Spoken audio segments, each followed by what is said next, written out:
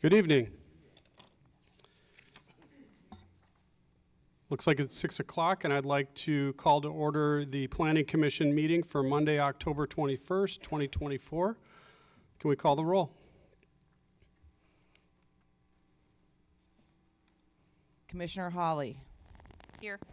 Commissioner Schaefer. Here. Commissioner Urbani. Here. Commissioner Barnes. Here. Commissioner Chorin. Here. Alderman Parrish. Here.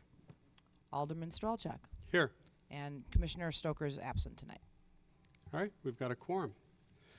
First agenda item is approval of the meeting minutes from 9/23/24. So moved. Second. We got a motion and a second. Any discussion? All those in favor say aye. Aye. Any opposed? All right, minutes are approved. Sorry, I'm taking my glasses on and off. I can see better close up without them, and then I've got to look around with them on. My age is setting in, and it's being documented as we speak within the city.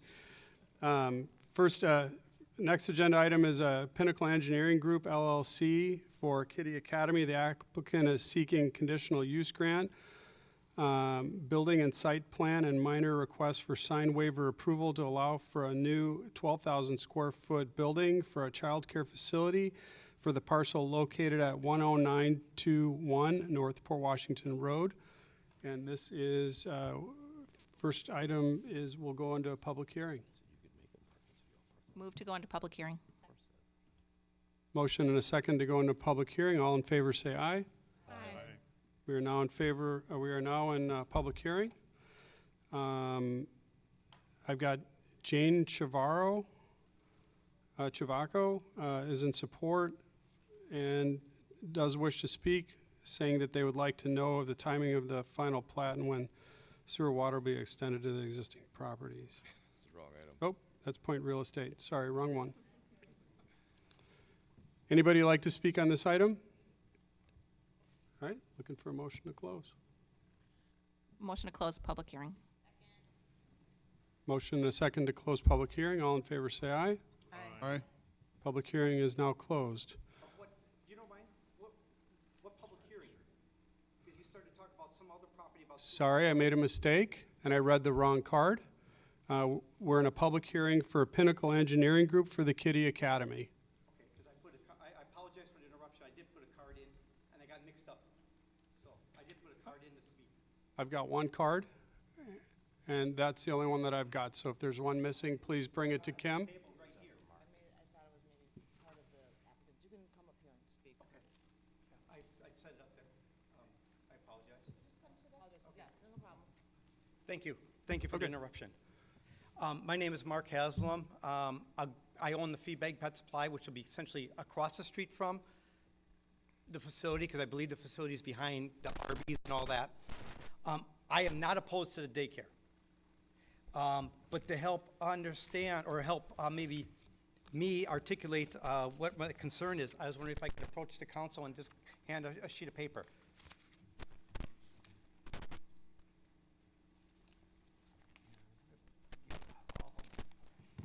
There you go. And I want to give, I believe, you guys at daycare?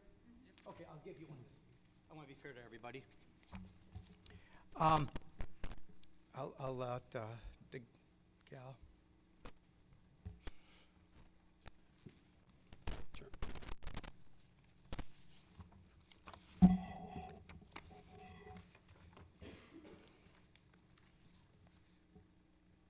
Okay. And again, I apologize. Hopefully we got enough copies. Okay, and I apologize coming in blue jeans, but I spent all day putting a 3-horsepower motor in for our aquatic section.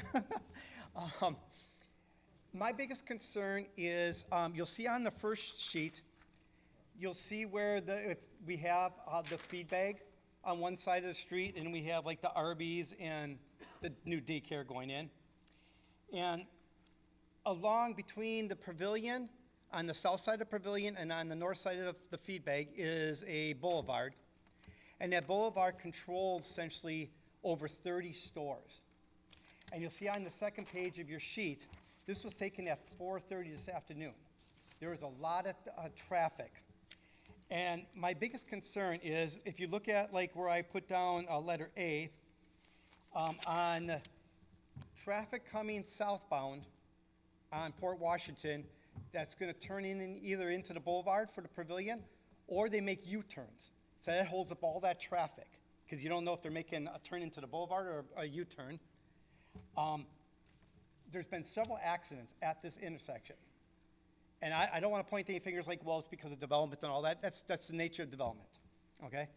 And then we had, I don't know who, if it was the state or Ozaki County, put in a left turning lane on the northbound Port Washington, turning into the Landmark Bank / Arby's area. And now, when you have a car there trying to turn into, I don't want to pick on Arby's, but I'll just pick it because everyone knows where Arby's is. You turn it into Arby's, somebody's trying to come out of Landmark, somebody's trying to get out of the pavilion, and now, what do you typically have on a daycare center? Between 4:30 and 6. I don't know the exact times, but that's usually because people are coming home, they're rushing, trying to pick up their kids. So the intersection is going to become very, very, very busy. And I'm really concerned that we're going to have a lot more accidents there. I mean, I can't tell you, it goes at least 3 to 4 times a week. We can hear inside our facility people laying on their horns and screeching the brakes. We're waiting, we all kind of like wait for the bang. And it just, the intersection is getting too many cars going through it without it being controlled. And I'll be upfront with you, I don't think a controlled intersection would be the right thing either, because I think it would end up backing up traffic all the way down the boulevard, all the way into Sundex. So I don't think a controlled intersection is the right thing, because we got a lot of controlled intersections on Port Washington already.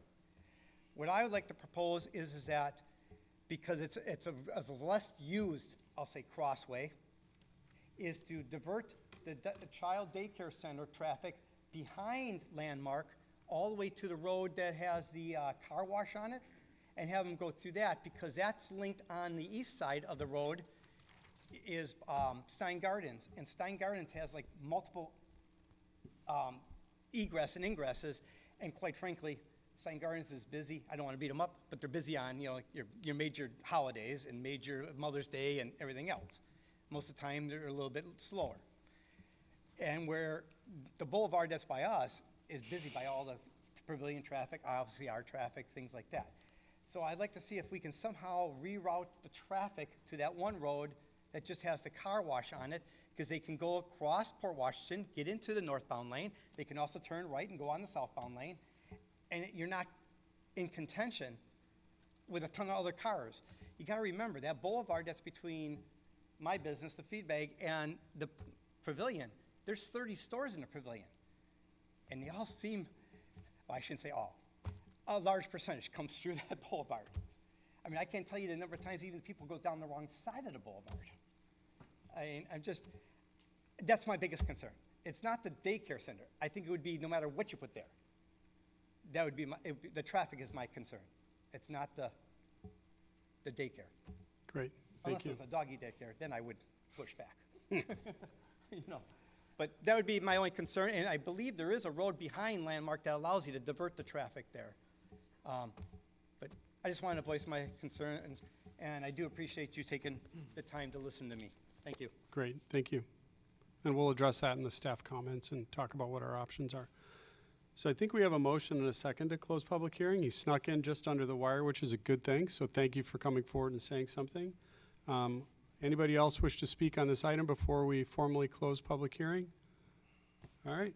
All those in favor of closing public hearing, say aye. Aye. All right, any opposed? All right. We're now taking up that item. I guess before I get to the report, I have the ortho up of that area, just to kind of give some site context. Basically, the facility will be going into this location in the back here. And then, as you recall, at our last meeting, we approved the concept plan amendment to split this in two. So this lower part will remain vacant. In terms of access, I mean, this is a PUD. We kind of established access a long time ago with this project. We have an access point to the furthest to the north. This is right in, right out. There's cross access through here. This is the main lane I think he was speaking to. There's also a lane here that goes down, and then that basically just kind of comes out Port Washington Road next to the car wash, which he was speaking to. I think what he's asking is to cut this off somehow, and I don't think we'd support that. I think the way this is laid out, it gives any of the customers at any of the different facilities multiple ways to get in and out in case there is a backlog. So if the childcare facility is here, they would have the ability to go out this way as a right in, right out. They'd have the ability to come through the middle, and they'd have the ability to come through here. So we're providing 3 access points for this development and for all the other developments in the area. And I guess I will also say that this is a county highway. We don't really have jurisdiction over this road. So they approved the curb cuts at the time when this was originally established, so I'm not sure if it'd be up to them to determine whether any improvements are needed to that road.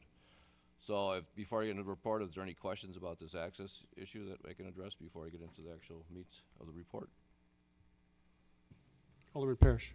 For the Port Washington Road corridor study that Harwood Associates is working on right now as we speak, nor has it been approved yet, so we can certainly, we had a business owner express some legitimate concerns. It certainly is a very busy, uncontrolled turn, so everything he's saying is correct.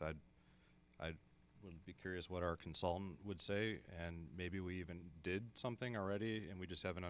Did we make a change to this entrance point? No, we didn't. We didn't make any changes. We only addressed a couple of different island locations. One was at the Culvers. We closed off the Culvers Island, and we also asked to close off the ones by Goodyear and by the Baymont Hotel. Those were both denied by council. So the only change to the cross section of Port Road is going to be the one at Culvers. So we didn't look at this one at all. I'm not sure exactly what you do here other than putting in a light, which I don't think it warrants the traffic, and that's something maybe Cole could weigh in on. I'm not sure how that would work. Yeah, but I don't know either. I think it's more, let's just ask the consultant to take one last look at it, and maybe it's the only thing we can do is some additional signage. There's nothing wrong with just double checking that there's nothing else we can do about the shape of the intersection at that point. We can have a look at it is this an from odd shape. It's kind of a free-for-all. I mean, we can have him look at it from an aesthetic standpoint, but he's not a traffic engineer. So if there was something we wanted to do a little bit more elaborate than that, we'd have to get somebody else involved or get the county involved. The project for Port Washington Road was to try to pick spots that we felt were troubled intersections. At this time, this one did not raise to that level at the time when we started, and there was no concern about it throughout that process. So this would be coming in kind of at the end of that process, basically. So. But we can talk to the county and see if they have any plans or any concerns, or if there's any incident data there that we can maybe look at to address the issue in the future. I just don't think we can really tie it to this project because the PUD basically showed the road network. No, I agree. It's separate from the project, and we haven't gotten into the presentation yet. I think the applicant has a bunch to say as well. Jack, the request is that we consider a no U-turn sign at that intersection. So as we're reviewing the Port Washington Road corridor, as well as considering reaching out to the county, if we couldn't inquire as to whether that would be appropriate there or not. And regardless of this business going in or not, I think that would be a reasonable place to request that. They can make a U-turn just the next intersection down, no problem. Come back through where there's less traffic trying to get in and out of a busier complex. Yeah, that we could request. Yeah. That's not an issue. All right, great. Commissioner Chorn. I think it'd be a strong suggestion that the daycare just inform the clients that there's multiple ways of getting out. Give them information so should they run into a problem, they've got other options. Commissioner Barnes. I'll just speak as a former traffic engineer. I concur with what the current existing condition is. I'm sensitive. I understand what you're saying. But I think, number one, a signal would not be warranted here, even with the new traffic volumes from a numbers and collision basis, et cetera. And then the other is we need to be aware that a sign such as a do not no U-turn, I mean, I'm not opposed to it, but the reality is that if somebody wants to make a U-turn, despite a sign, they're going to make it. And I'm not saying that's correct, but it's real. Or even like 4 to 6 p.m.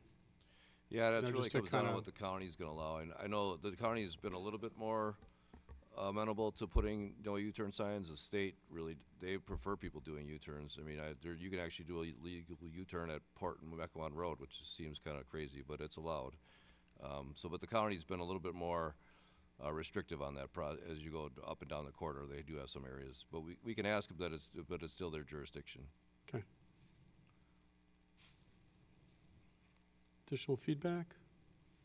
The applicant, do you have anything to say? Doesn't sound like there's any real objections to what the plan is. The majority of the discussion is just on the traffic, which isn't tied to your application, one way or the other. Yeah, if you don't mind here, if you can hear me. Sure, yep. Mark Seidel, Pinnacle Engineering Group, 20725 Watertown Road in Brookfield. So I just want to speak real quick to the traffic item just to give some color and some background. So I was part of the design team that did the original, I'll call it overall development package. And as part of that, and I think it was 2018 or 2019, a traffic study, a rather comprehensive traffic study was undertaken and submitted to the county for review.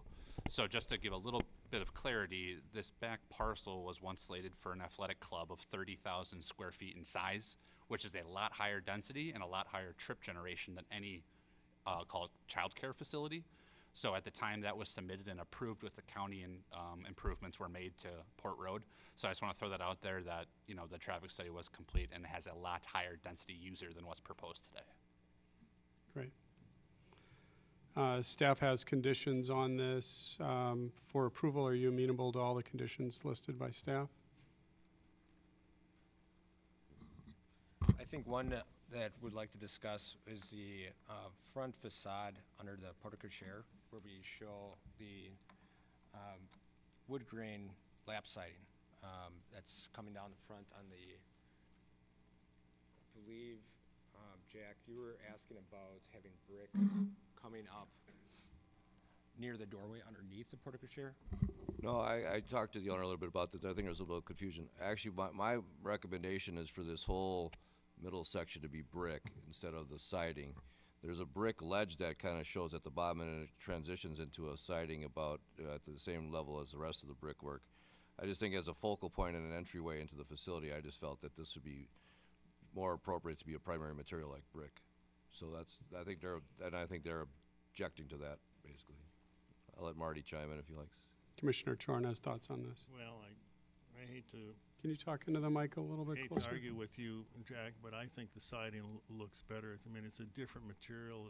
It's a highlight. It's a focal point, right there, and I think it looks attractive. Like I said, with architecture, it's always subjective.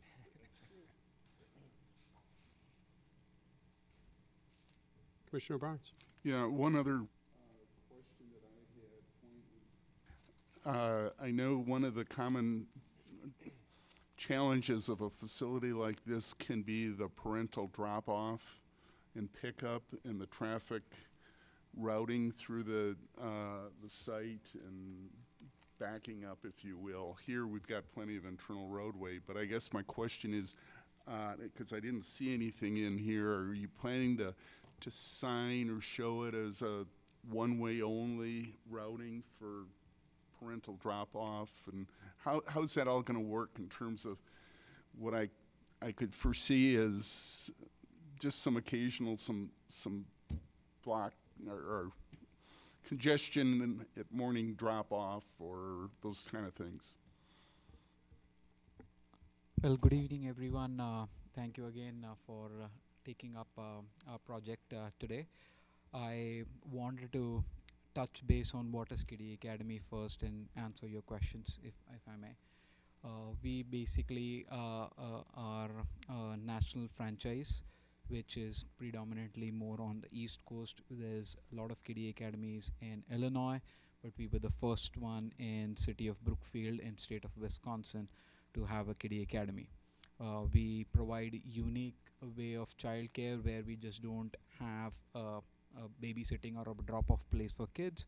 Our motto is basically that a parent, when they leave their kid at our facility, they feel that their kid is going to learn something, and of learning, we make sports as a big part of our learning part. So essentially, it's not just kids coming and playing, which they play at home as well. It's just that they are addicted to devices. But in our case, we are providing that platform where the kids are actually getting into early into sports, and that's a lot of emphasis is on sports and activities. So we have a play area outside as well as inside a building, by which parents can kind of feel that their kids are learning through play and kind of getting to know and learn things.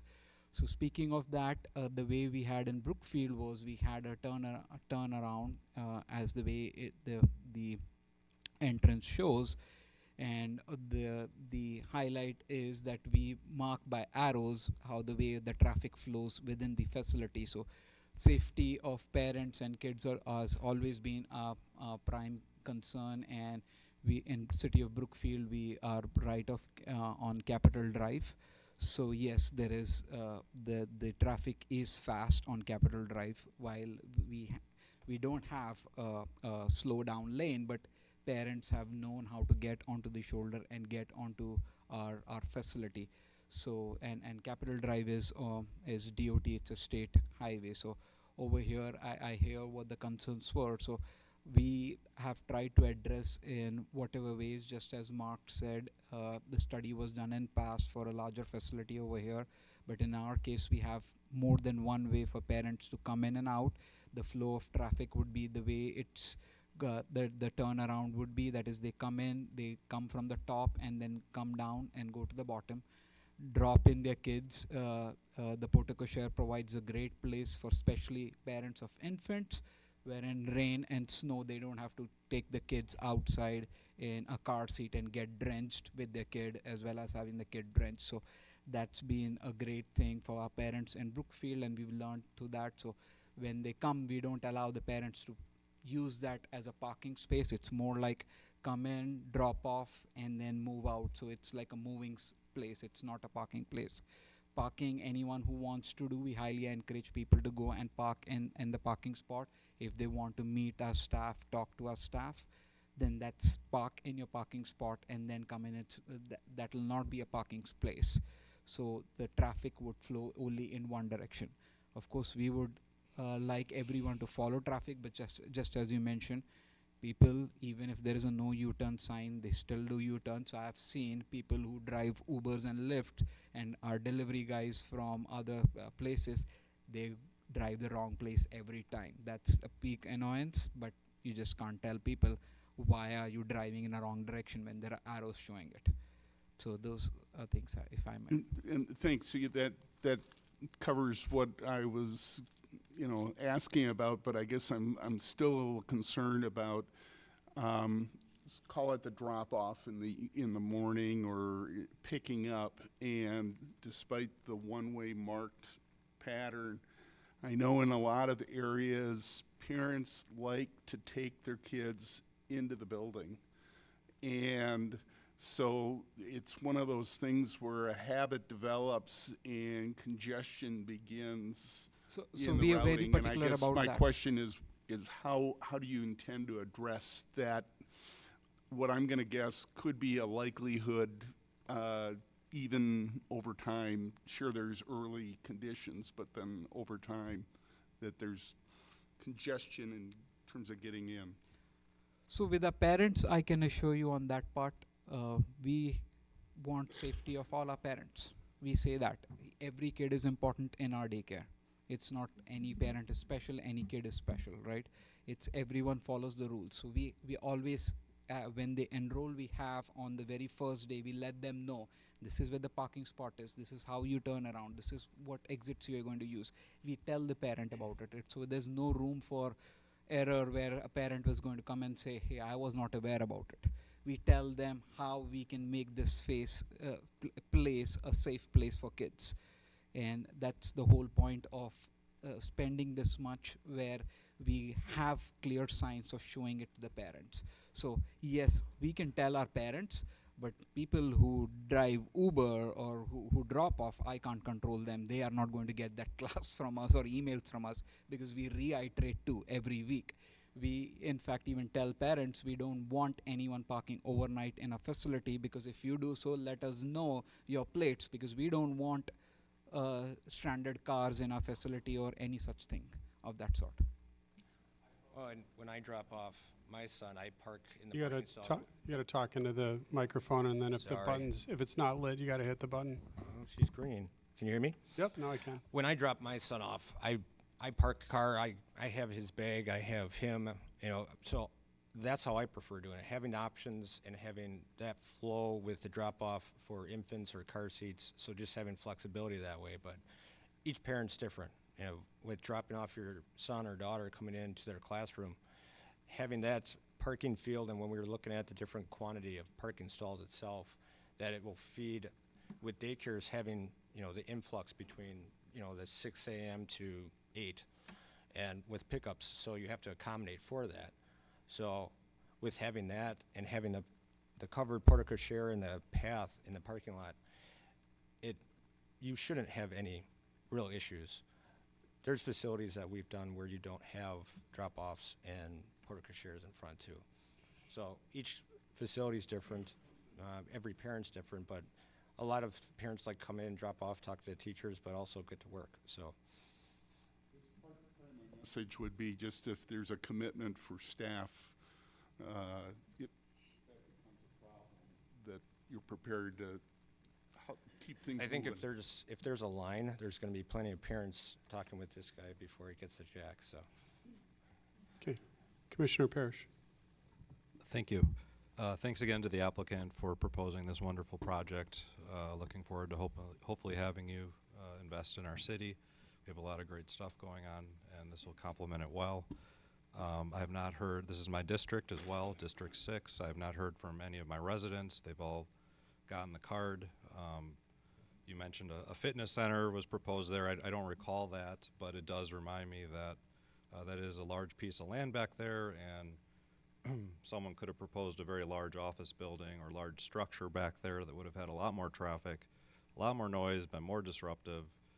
And so I'm pleased with it. I think I hear all the time that there's a waiting list for daycares, and I don't have concerns. And I think it's great to see how this development has progressed from used to be a nursing home way back in the day, and so now it's been subdivided. It's created a lot of increment. I hope no TIF is being utilized for this project, but I would just say that I'd be in support of it.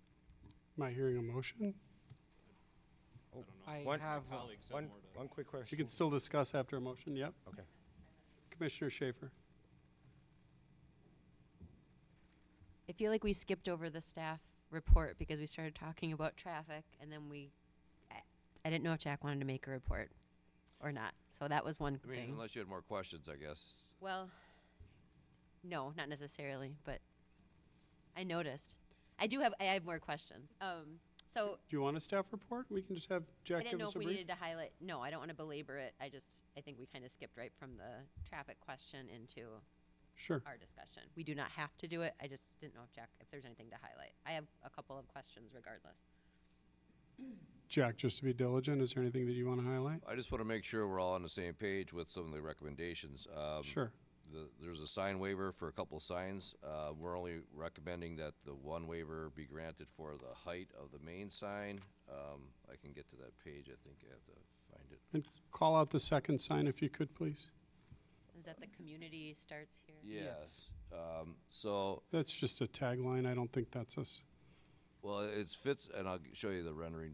So this is what they're requesting. It shows the main sign located on the facade and then the sign here. So our code only allows one sign. So this would be a secondary waiver sign. And then they're also looking for size waiver for this sign. It's about 13 square feet larger than what's allowed. And then they're looking for a height waiver. The only thing we're recommending there is the height waiver because I think it would maybe be a little low. It might get blocked by that facade if people are driving in. But we don't see any hardship to the reason why they need a larger sign. It's really not really visible for anywhere. I understand, speaking with the developer, I think he submitted an application today for our next meeting to actually have a shared monument sign with one of the properties on Port Washington Road to get access, to give some visibility on Port Washington Road. So I don't think there's a necessary reason to have that larger sign, and then this sign is, again, superfluous. And it may not seem, anything crazy to have that slogan there, but we can't regulate content either, so that could say anything it wanted to. So we're not supportive of that secondary sign as well. So so that was one issue. The other issue I just wanted to make sure we're clear on is that you know, the narrative speaks to the use of this facility by other people within the community, and this is only, there's 3 pickleball courts and a soccer field out there. We want to make sure that these are used by just the patrons of the daycare. If they want to open this up to any type of other activities to the community, they would need a separate conditional use for outdoor fitness center. So I just want to make sure that was clear, because there was some reference to that in the code. There's also some lighting and landscaping that needs to be addressed, relatively minor stuff. And then regarding the TIF, I think the developer is actually requesting some incentive through the Economic Development Board, because there was some infrastructure left from the old Jewish home site. There's a We Energies transformer or main line that runs through this, so that has to be rerouted. So there are some costs that are TIF eligible. So I think he'll be coming to our Economic Development Board meeting in next week.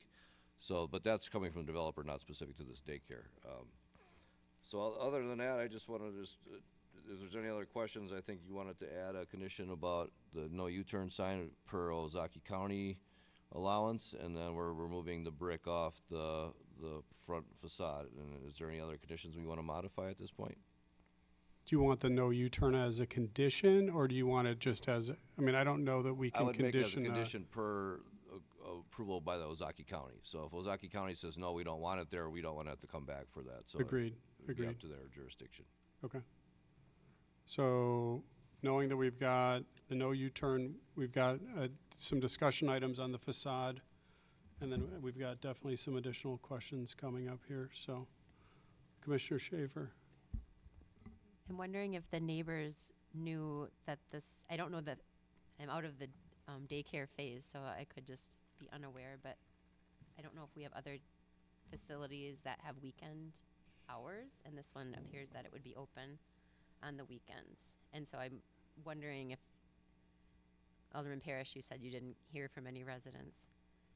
It's different, right? So you're going to have a different, kid noise doesn't bother me, it does bother some residents, and there is residential area that is in this vicinity. So I don't know that there's a question per se here, but I don't know that that would have been clear on the green postcard. It was really on you as as someone who Right. receives the postcard to go and look it up.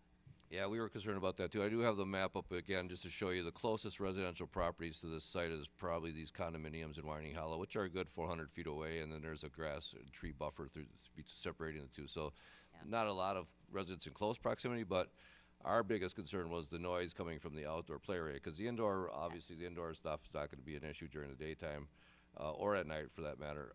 But I was concerned about the usage of those facilities during after dark. So I added a condition saying that at dusk, the outdoor play area has to stop being used regardless if it's summer or winter, regardless of the timeline.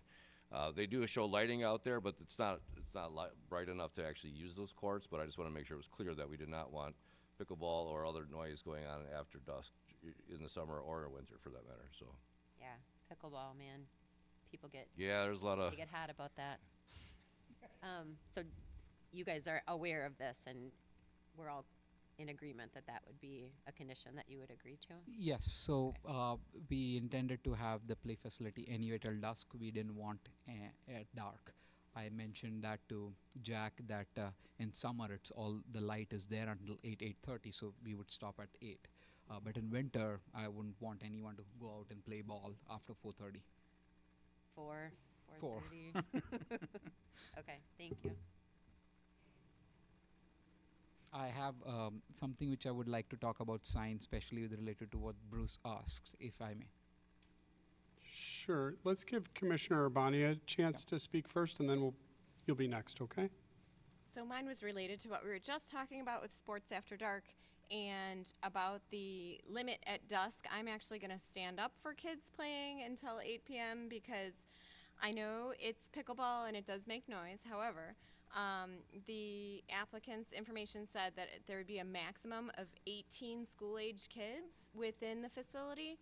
And really, I just don't think 18 kids, I think that's okay. I want them to be able to play. Dusk comes at 4:30 in the winter. Last winter, we hardly had any snow. They could have been outside. I would rather see kids outside as much as possible, and it sounds like that's your mission statement as well. I know pickleball is a tough one in this area, but at least letting them be outside. You said the other part was a soccer field. Yes. Soccer's a lot quieter than pickleball. I'm just gonna lodge my support to let the kids play until 8 p.m. per the original application. Well, the only concern I'd have with that is right now, the lighting plan shows those areas lit about 2.5 to 3 foot candle average for that facility. That's not a lot of light. If you're gonna do pickleball or even soccer outside, you probably need 15 to 30 foot candles, which could have a big light issue. So I wanted to be clear that so they didn't come back in the future and say, okay, we need to illuminate this now because we can't meet our requirements of being open till 9 o'clock without the illumination. So we want to have the additional lighting. So I guess our staff prefers to keep it the way it is with the lower illumination levels and then just having it till dark, just to could have any concerns over noise, because it's not just the balls making noise. The kids are yelling and screaming and things like that, which most of the time is okay, but a lot of people don't want to hear that. I mean, 8 o'clock? 8 o'clock's pretty early. Well, that's why we're here. And then the lighting, I mean, adult eyes, kid eyes, the kids can see. I have no doubt of that. Anyway.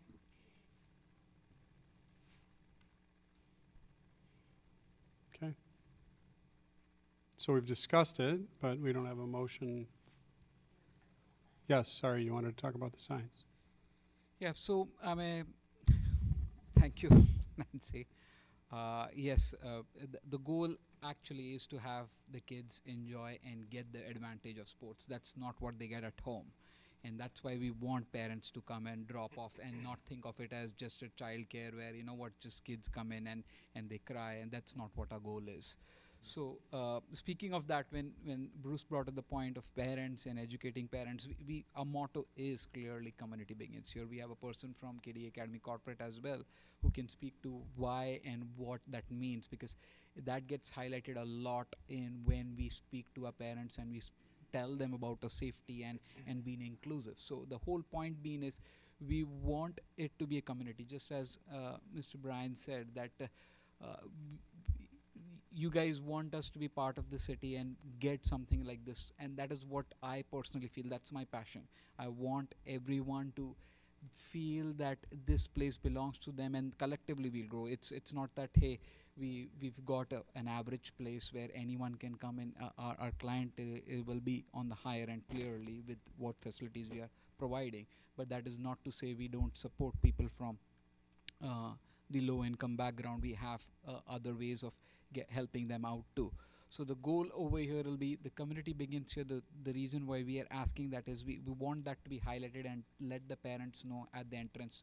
It's not an illuminated sign like the one which is the main logo, which is KD Academy KD Academy main sign, but it is more like just simply letters, and that's what we would like to be there on the wall, just as a highlight kind of thing.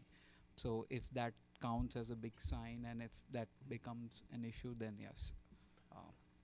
And one thing to add, I can understand if it's like pickleball this way or something that's not, slogan, or I would never say the word cutesy, but it's the entry into the facility. So the other thought I just wanted to express with the larger sign, with asking for a larger than normal, going against the code, is how that logo is. You have smaller fonts underneath the bigger font. So it's not like Meyer, where you scale and you can see it. So you need a scale so you can actually see a little bit more on the bottom letters. So I think that was the thought process on scaling it. I don't think we're opposed, but when you're looking at that backdrop and that height that Jack was talking about, it fills in that area. It doesn't look like it's larger than it should be.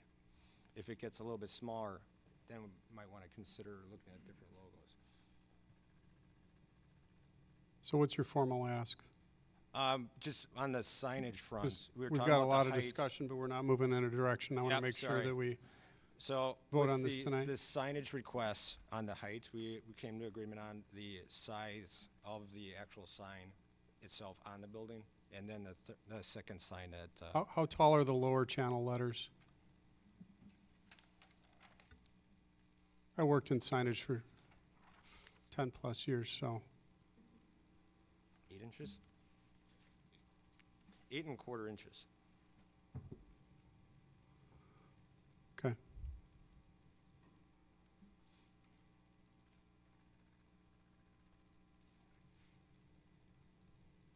I think you can go, I think you can, Jack, do you want to just talk about how sign size is calculated? Because I don't think the bottom letters are the biggest concern.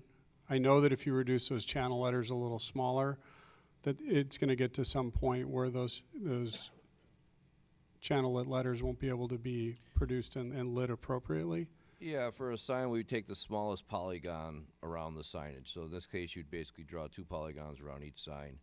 And they're at 73.33 square feet. Our code is 60. So, I mean, they're only 13 square feet. I think you can do some other modifications to actually still make it work and still fit. I appreciate his concern about the fitting in the scale of the building, because we're going to look at another one later on this evening with the same issue. But, I mean, we're not talking about a major reduction here. It's only 13 square feet. And if you can get creative with your polygons, you may be able to get something pretty close to what they're showing right now. Yeah, you could move them closer or do some other things. I think the sign can be reduced a little bit, and that was one of the questions that I had when reading the packet, and you know, this discussion kind of validated that. If that gets reduced just a little bit, it's going to essentially feel the same. You're not going for street frontage, you know, visibility. You've got access to that, you know, that separate road. People are going to be able to see your facility clearly based on your signage. You know, I would support the smaller size by staff. And then the tagline. So just to give you a little background, you know, freedom of speech is very important to us in America, and we take an oath here. You know, we you know, take an oath to uphold the Constitution of the United States, at least as aldermen. And as a committee, we do the same thing. That has been pushed a lot lately as to what people deem as freedom of speech, and we've run into challenges on everything from subdivision entry signs and things like that. So when Mr. Zader mentions that it's kind of a challenge that we can't judge based on content, your first instinct is like, oh, it's just a tagline, it's a warm welcome. We're just simply, as a governing body, not allowed to do that, right? We can't comment on the content. We can't say that we like it. We can't pick winners or losers.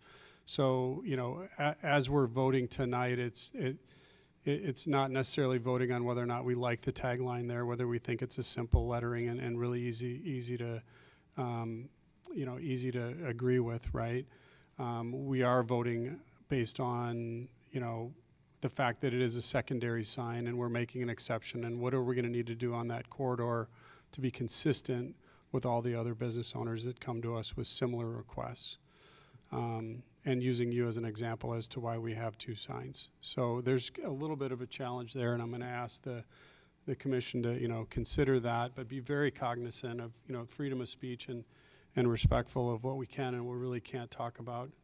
It's going to be a little beaten around the bush, but I think we'll get that content out there. And, you know, we know that that's, you know, a concern of yours and you want to see that.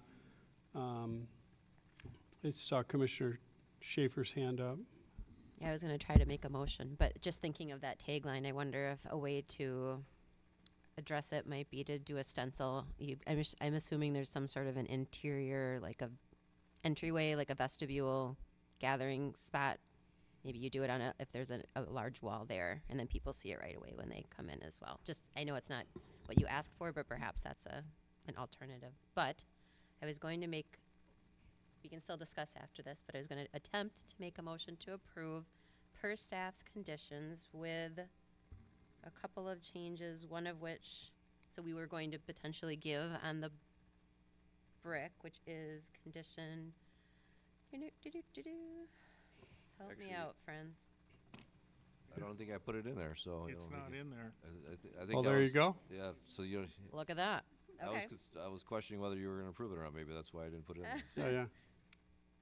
Then I think the only other condition that we spoke There about was would U-turn be sign on the yeah, facade. reaching out to Ozaki County regarding the potential use of a no U-turn sign at that intersection and seeing how they, and then, so yes, I think that's my motion. So- The other part was related to talking with the consultants about that space, but that's not really a condition, that's more of a add-on. Got a question, and then I've got the applicant with their hand up. Question, since there was no mention in the staff recommendations in changing that material to brick, would a passing or agreement with the motion mean that it stays Per the plan. per the plan? If you want to just call out that it can be the facade in your motion, just to clarify completely from discussion, that would be great, and then we'd get an easy Sort of a second, I friendly think. amendment would be that, the materials that were recommended by the applicant would be what we would move forward with. Second. Okay, got a motion and a second. Partially there. Anything I can help you with? Yeah, I just want to clarify the additional condition regarding the U-turn sign. I think I'd just like to discuss that a little bit more. I understand the intent of it, but I don't know how that it pertains to this development specifically. I think it's a really good. It's a clerical call out that we're addressing a business owner's concern. Okay. It's not impacting your approval or not approval based on the motion and based on the discussion here tonight. So is there anything required of the applicant then as part of Nope. that? Okay, thank It's you. the easiest motion that you've had so far. Thank you. And then did we call out the sign? Because that was the other point of contention. Conditions the way that Jack wrote, okay. I'm chairing the meeting, so it's harder to chair and keep track of everything and then still go back and read without losing track. All right, we've got a motion and a second. Any other discussion? Commissioner Urbani? Would any commissioners consider allowing the kids to play until 7 p.m. instead of dusk? That would be after dinner for school-age kids that stay through dinner, since their hours are till 9 o'clock, Monday through Friday. There are kids that could be staying till 9. Question, your pickup time is what time at this point based on these hours? Well, it's up till 9. Typically, parents do, most of the parents do pick up at between 4 to 6. Yes, that's the time. But then Miss Nancy, as she said, that yes, if there are school-age kids who are going to be doing homework and if they want to play, we won't stop them from playing.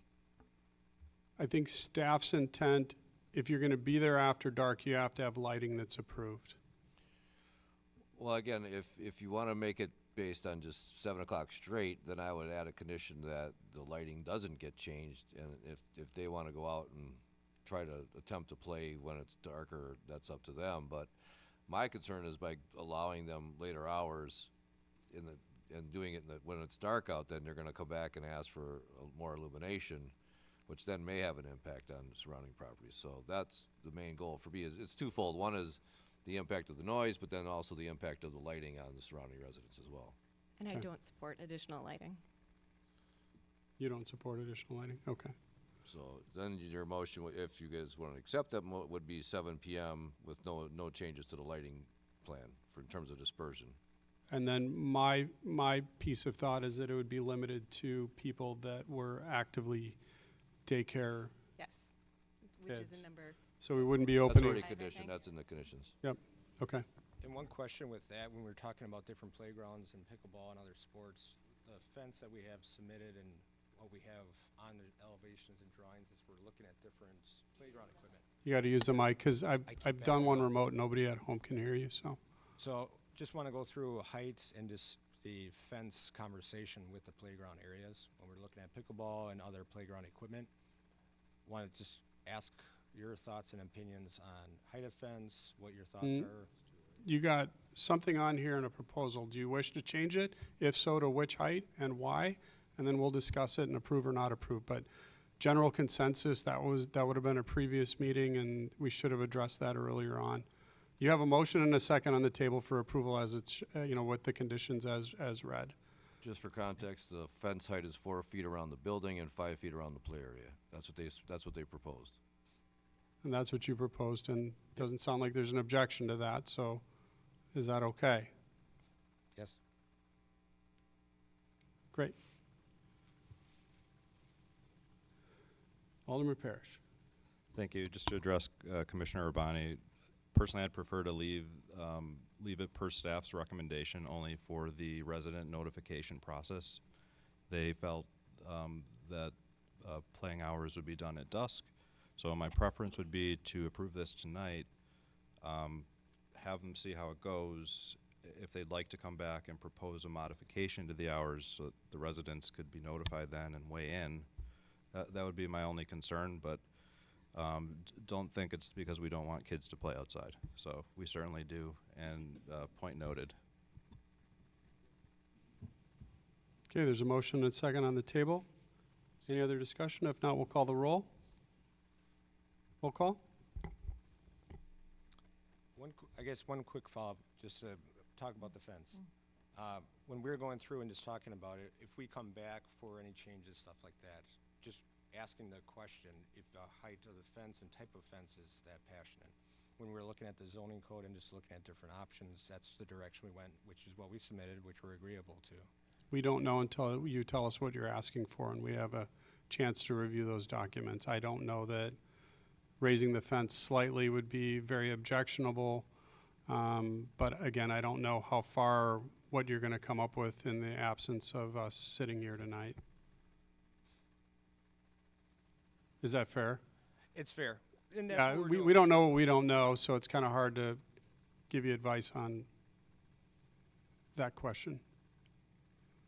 So if we come back and say we're 6 feet, but what we're doing right now is we're just looking at what we're looking at for safety of the kids, where we don't have balls going underneath and stuff like that. And I did reach out to them to verify that, because I was concerned, because there was some references on the plan to height, and so that's what they came back with, the 4 to 5. Now, if they came back with some minor changes, that's something we would consult with our chair of the commission, which is the mayor, and we would potentially approve at a staff level. If they come back at 10 feet, then we would probably bring it back here to commission for your approval. So if there's minor deviations to that, we may take it down at a staff level, but if it's something significant, it's coming back to this body for approval. So what I'm going to look for is, I think, a friendly amendment with staff can work with the mayor for approval of increasing that height up to which feet, 6 feet? I wouldn't even get into details on that, because that's something we'd look at. It depends on what Okay. they're proposing. So I would just leave it at it's standard practice in our department to review any minor changes at a staff level if we determine to be minor. And if we don't, and the mayor doesn't, then it comes to this body. Great. Should I call the roll? Are you, No, I don't think you need to add anything to the motion. you don't need a second, you don't need an amendment to address No, that? no, I don't Okay, think that's great. All right, we got a motion and a second, and we're moving to the roll. Okay. Commissioner Urbani, Aye. Commissioner Barnes, Aye. Commissioner Chorin, Aye. Commissioner Hawley, Aye. Commissioner Schaefer, Alderman Parrish, Aye. Alderman Strelchak. Aye. Vote passes. Congratulations, and thank you for considering Mequon. We appreciate you coming to the community.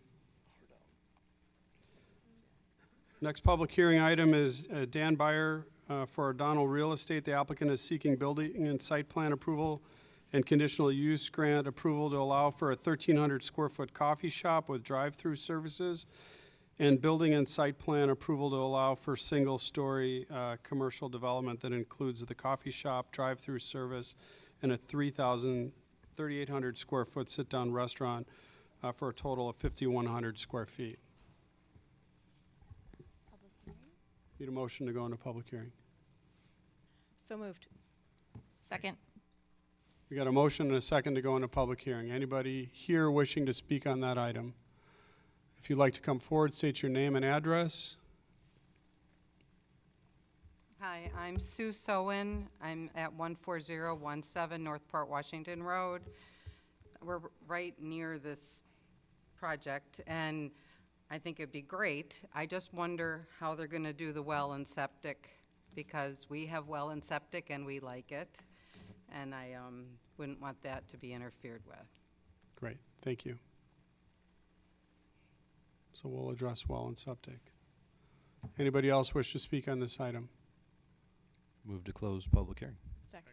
Got a motion and a second to close public hearing. All in favor say aye. Aye. Any opposed? All right, we're out of public hearing. Jack, we're looking for your brief on this. Oh, go ahead, Jack. Oh, Kim?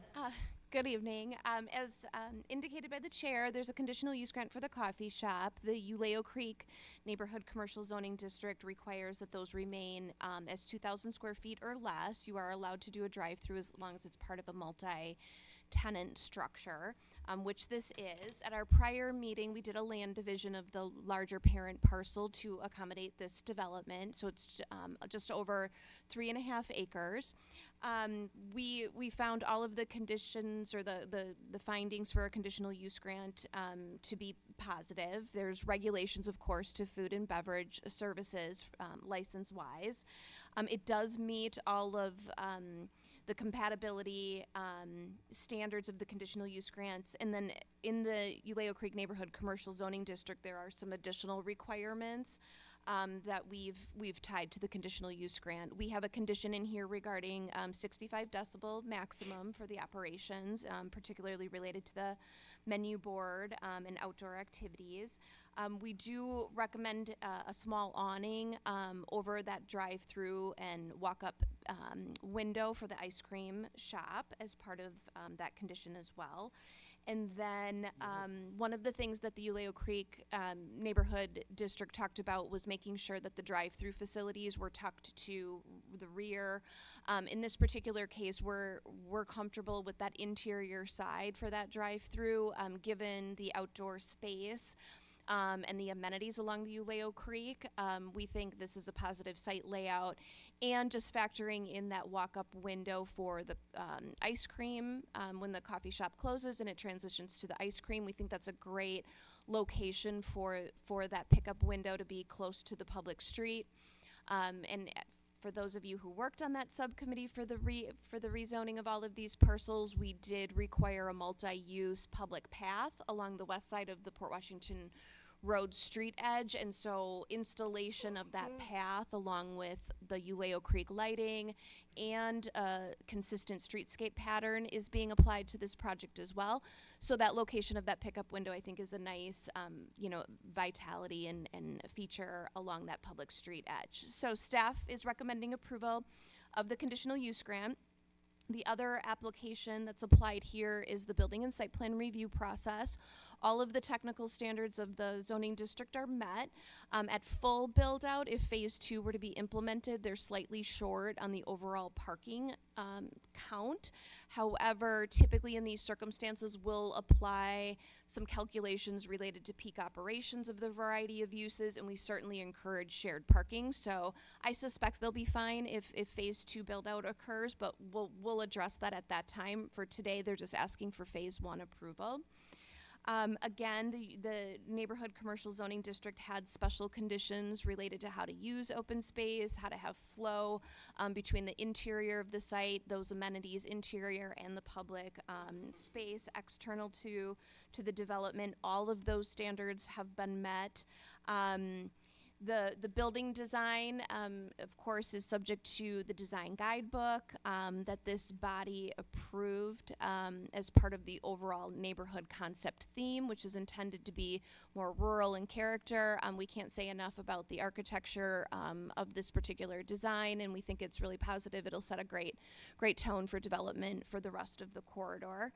The other, sort of added feature, I guess, is the Uleo Creek Linear Park, which is referenced in the zoning district.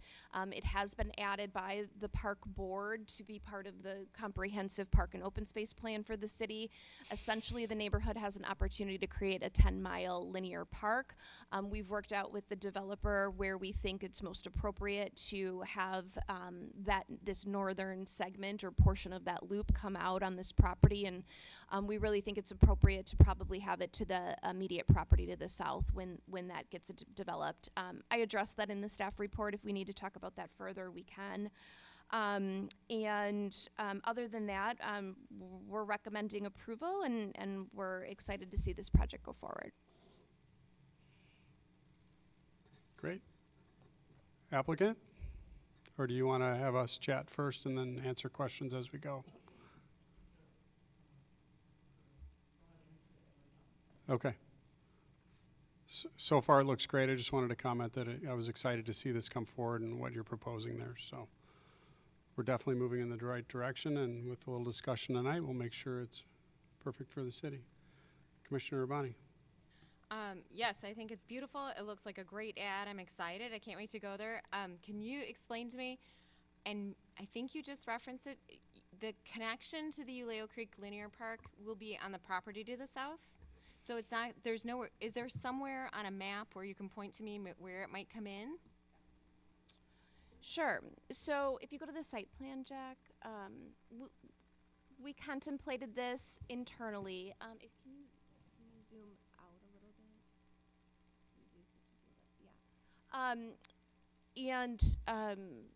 Park Superintendent Mike Geese and I discussed this as well, and we had some discussions with the development team. You can see at the very top part of the screen, that's the L-shaped building, the outdoor plaza, your patio areas directly to the west of that, and it's got quite a number of features. And we're not sure exactly what that outdoor space will look like yet, but that is bumping up against the wetland on the property, which you can see to the west. There is a setback to the west. If you look on the grading plan all along that west property line until you get down to about where that dumpster location is, there is quite a bit of grade change. So when we look at trying to bring that linear pathway up to that outdoor outdoor patio space, it was becoming a little bit challenging and complicated. And then when we looked immediately west of the very southwest corner of that property, there's very little open space that's usable, and that's actually on the property to the south piece, right? So the piece that's adjacent is to the south and runs up to the west here. So we just didn't think, bringing the linear park any further up into this site was really going to create that much of a public benefit. The property to the south, again, contiguous to the west, is about 30 some acres, or maybe a little less than 30 acres. It is zoned for market rate housing development. So when we thought about the potential development that the zoning affords for the parcel to the west, the fact that the zoning district for the market rate housing requires really a campus-like setting with a lot of lifestyle amenities, both internal to the buildings, types of amenities, and passive open space. We really felt like the linear park should probably be incorporated with that campus-like setting, run along that north property line, and get us out to the multi-use path that's on the west side of Port Washington Road. That will get people, to the north at the intersection. People will have the opportunity to access this site because one of the conditions is that drive aisle. Jack, if you can point the arrow. Yeah, that drive aisle does have to go through to the south side. It does need to be constructed. So if that linear park is running along that south property line, people will be able to take their bikes or walk right into this development or get out onto the street. So we thought that was the best planning route at this point. That sounds great. Thank you. Okay. So the connections at that point, and we've called out an easement to do that, or the fact Correct. that was for future. Okay, good. Additional discussion? Commissioner Barnes? Just a question on with the bike trail and so forth, trailing. And bottom line of my question is could we be facing any problems with public use of this parking area, filling it up, or conflicting with businesses? I suppose that's a potential. Well, we wouldn't, because it would be on private property. The private property owners, if they saw users of the parking lot without utilizing the businesses, they would have to call the police department and enforce that sort of situation. It's a what if. Yes. And then I didn't address the public hearing comment. Well, and Utilities septic. is private. And as part of the certified survey map, they have to show that the site will perk for the septic, and then provide the well as in addition to that. Just to clarify, they will be able to do well, but it's a deferral. So when the water gets to the property line, they will be required to hook up to municipal water, correct? Correct. If Okay. I don't think that's contemplated, I don't think we expect that to happen. It's gonna be a That while. was part of Yep. the analysis that we did at the time of the Uleo Creek. But yes, that's Just want how the we applicant to understand. Yep, and, developer, building, contribute, and yep, Yeah. and there's access there. Now, I mean, right now, under the referendum with the water, unless there was a change in development here, they wouldn't necessarily be required to connect, right? It's only new development, so assuming this gets constructed now, they would be able to continue to use that well, unless there was new development that happened on the property. Great, and I was on the Aleo Creek Committee as well, and just Yeah. want to reiterate that this meets our vision. I wanted to express relief that it is something like this that benefits the community. It's not like a private office building or coffee shop that's just going to be singular use. I understand you live nearby, and you took it upon yourself to improve our community and do something that the whole community would want to see, and I do feel that you'll be rewarded for that in terms of a successful business. And very excited about the linear park. Would like maybe to advance the implementation discussion of that at maybe Parks Board, and like how does the path start getting in there, and how wide is it, and what does it look like, and where is it on a map, and all that good stuff. So you can, so not to, we didn't mean for the linear park to overshadow this amazing development, and thank you again for proposing it. Thank you. Commissioner Schaefer? It's hard for me to think about this without knowing what phase 2 might be, but I know as long as we're all clear that phase 2 is completely separate and will have to come forward on its own.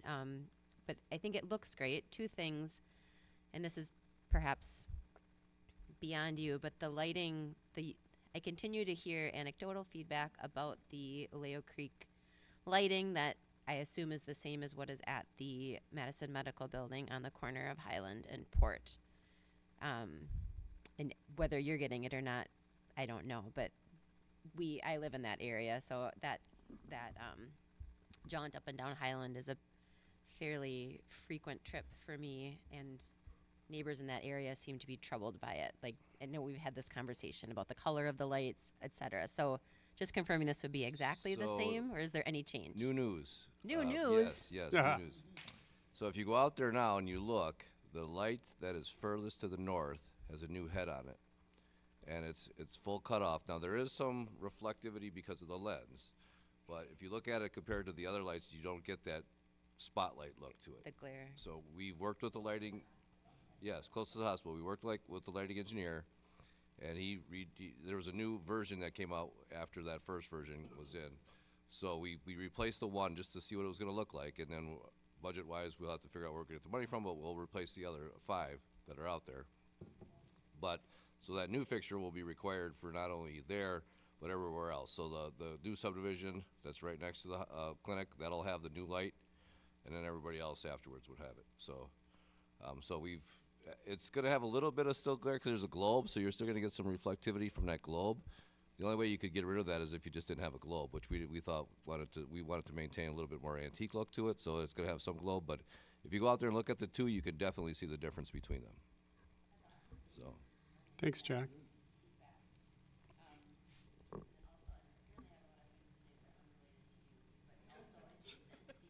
Yeah.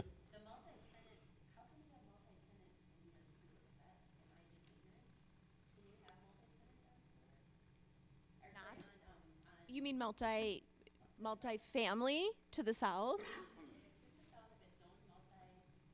Yes. Yes.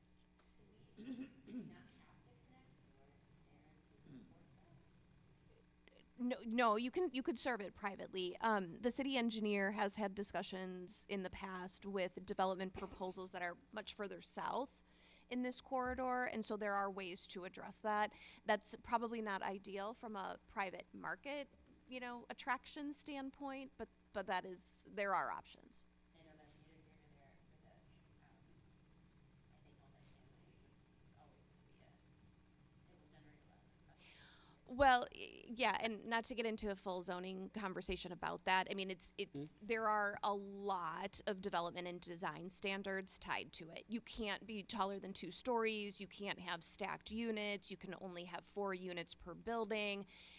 The density's limited. I mean, the regulations in that zoning district are significant. Yeah. And I recognize that that's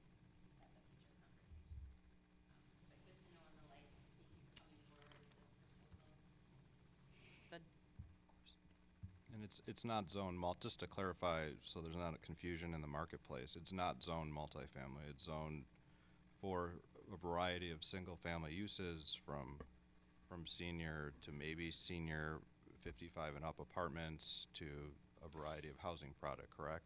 It's a variety of housing that's allowed. It's not restricted to 55 and older, though. Thank you. Great.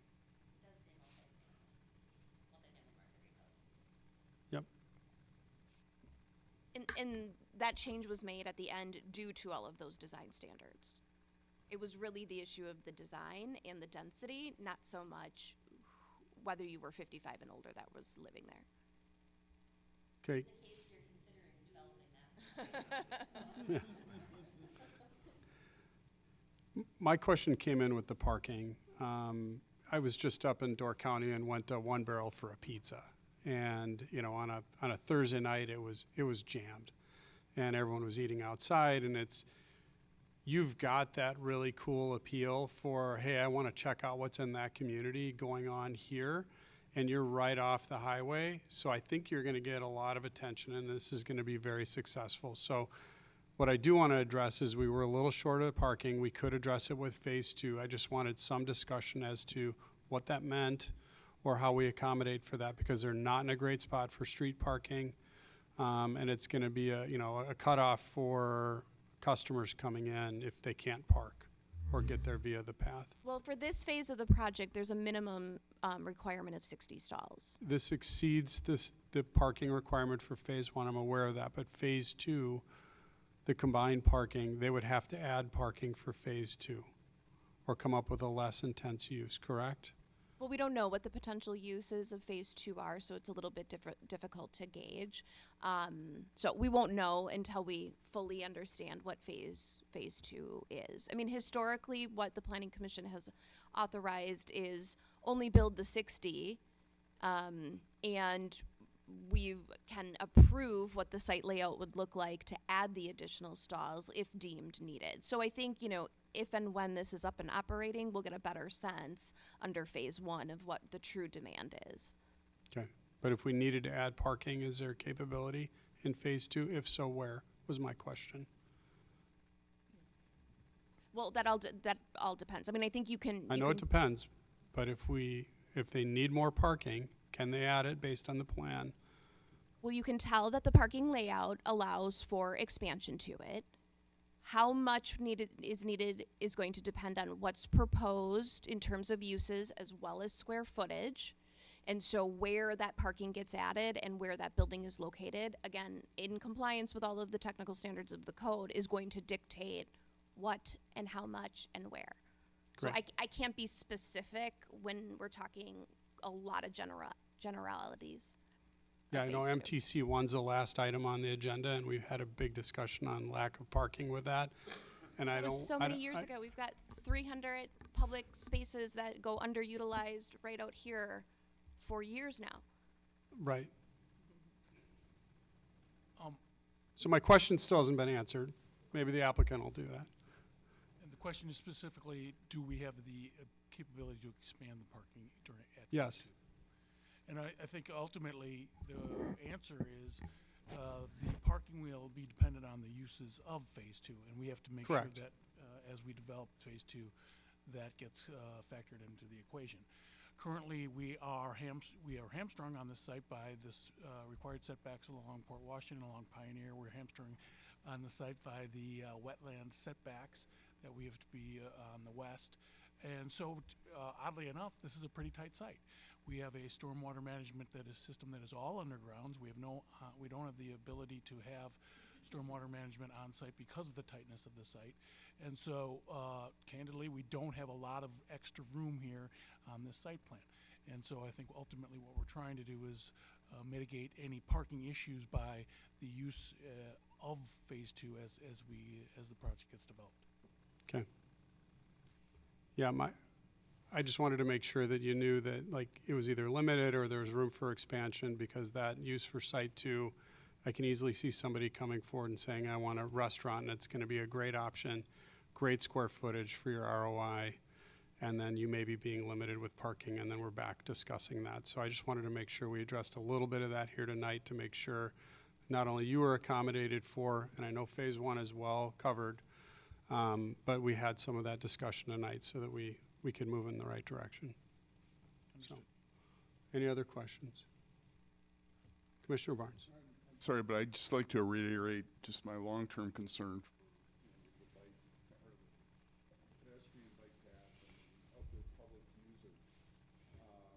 that we're prepared to address that if need be in the future. We as a city, if we're called as a police department for people parking illegally, can work with them to enforce parking. I think there's going to be a little spillover that's going to happen at this parcel. Being a bicyclist, just like you, I know I like to park at the furthest at one end and then ride to the furthest on the other end and then back to get my full ride in. Every inch counts. That is what I'm imagining. Yeah. Right. And, again, depending on what we come up with, other developments and other park space and other, things, I don't think it's reasonable to hinder the applicant in any way or require them to allow public parking unless that's, being discussed here. They're building a development and it's not in one of the conditions that they have to allow for public parking as one of the conditions. And I don't see it as really being something reasonable to require that of them at this time. They're very aware that people are going to park there. They're probably going to buy something at the restaurant or the coffee shop, either at the beginning or the end of the ride. I know I always try to. And I know a lot of people will ride to that space. My biggest question is, I just wanted to see where the connection was going to happen at the south so that you could be that final end destination at the other end and you could serve the rest of the district without them having to go to Port Road and crossing the street to get in. So I was excited to hear that and where that was connecting because that wasn't as clearly conveyed in the drawings. So that was well done. Does that address what you're looking to do? Yes, thank you. Okay. Any additional questions? If not, I'm looking for a motion. I'll make a motion for approval based on staff's comments. Second. Okay, we got a motion and a second, and we'll call the roll on this one too. Commissioner Hawley, Aye. Commissioner Schaefer, Commissioner Urbani, Aye. Commissioner Barnes, Aye. Commissioner Chorin, Aye. Alderman Parrish, Aye. Alderman Strelchak. Aye, and thank Vote you again for passes. this great development in our community. We appreciate it and looking forward to seeing you succeed for many years.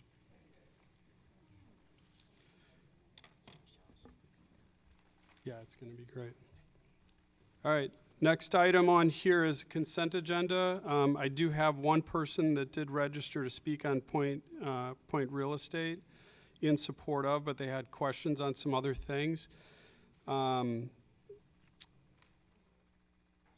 So I think we're just going to do consent on the Mequon 1 LLC. The applicant is seeking development agreement and minor request for fill permit for 30,000 cubic yards of construction fill to allow for 13 lots in Phase 8 of the Enclave of Mequon Preserve subdivision for the property located at 7901 West Preserve Parkway.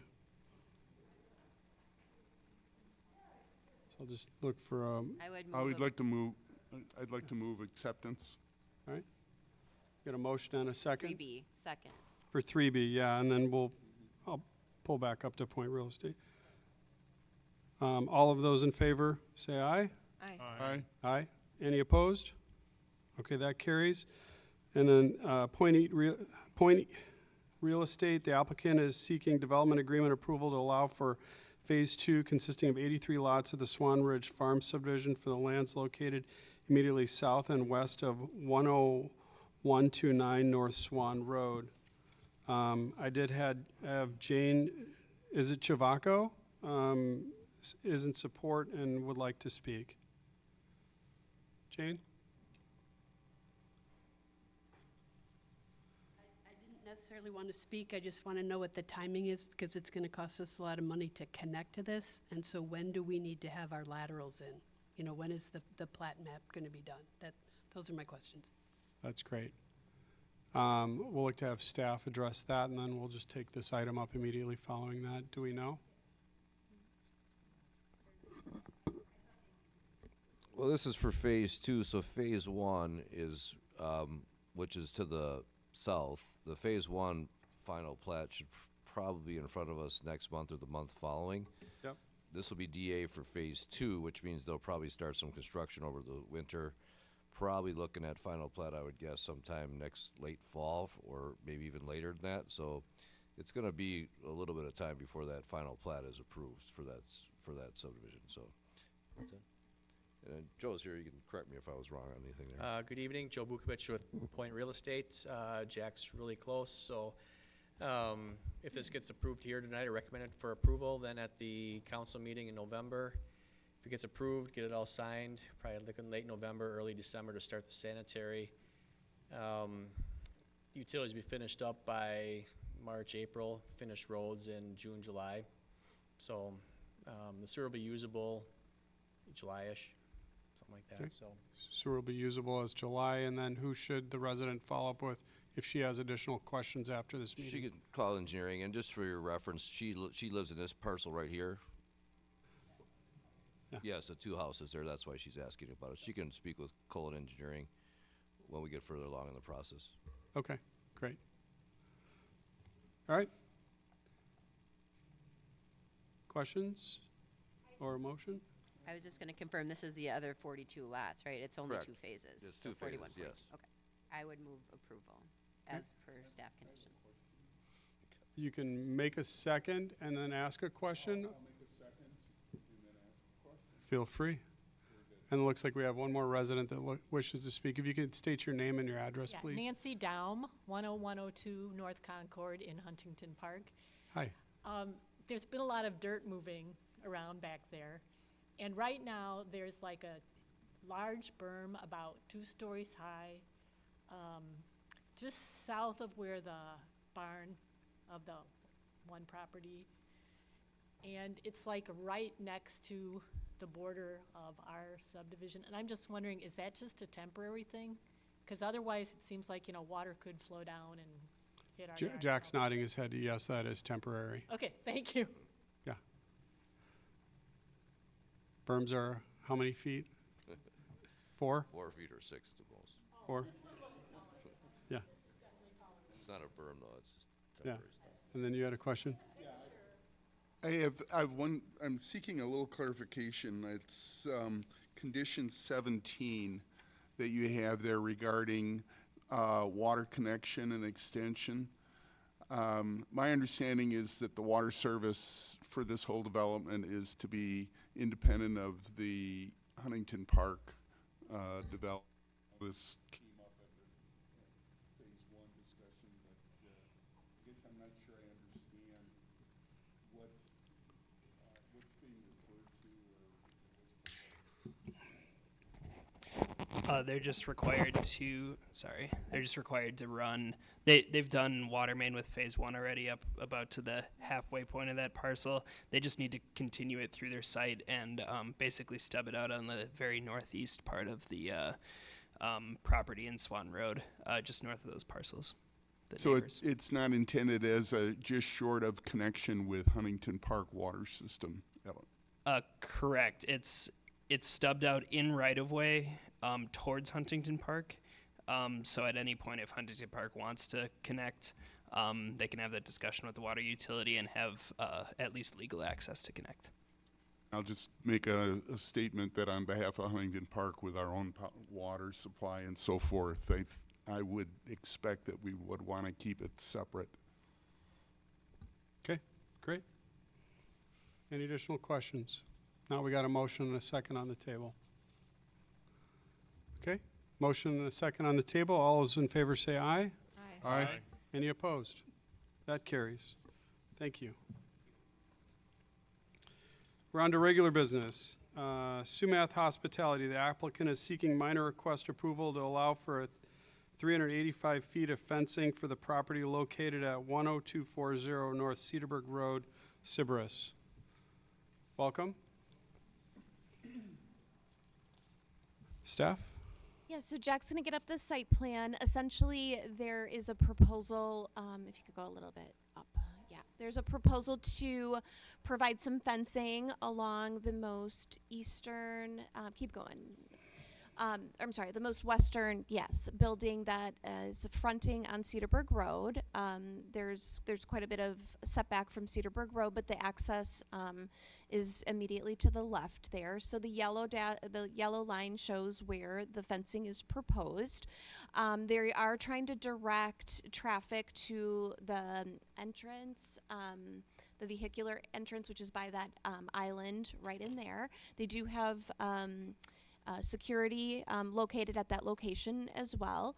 And because the intent was really guest safety and guest privacy, we did reach out to the police department and ask them to weigh in on the proposal here. The feedback from the police department was that this will probably assist with directing foot traffic to that main entrance. It doesn't impede the police department's ability to access the property or address any potential issues that would arise. Our proposal from a staff perspective is that when we have allowed fencing on commercial properties in the front yard, it has been ornamental in nature.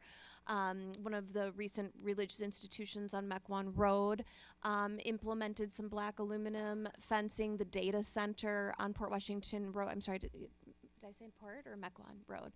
And then the data center on Port Washington Road also has some black decorative fence. This was the proposal by the applicant. Staff is not supportive of a 6-foot tall, complete 100% opaque fencing. We don't want to set a precedent that all of the front yards of, I don't want to say all, but we don't want to set a precedent for commercial development to have a 6-foot, 100% opaque fence in their front yard. So with the support of the police department, staff is recommending approval. We do recommend that the fence not exceed 4.5 feet in height, and we do recommend that it be an ornamental style fence that has some openings in it. And we provided a couple of samples of what's been approved for other commercial development in the city. And that style of fencing is acceptable to the applicant? Yes, the black aluminum fence, we'd be fine with that. We would just ask that it be allowed to be a little bit higher. I know in the recommendation it said 4.5 foot. If we could do 6 foot, that'd be more what we're looking for.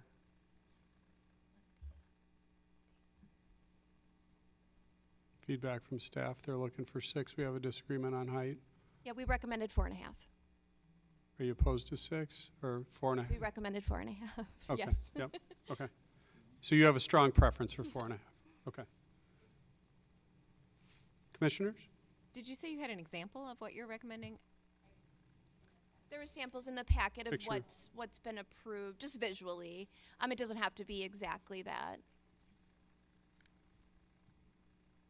That or similar based on staff approval, correct?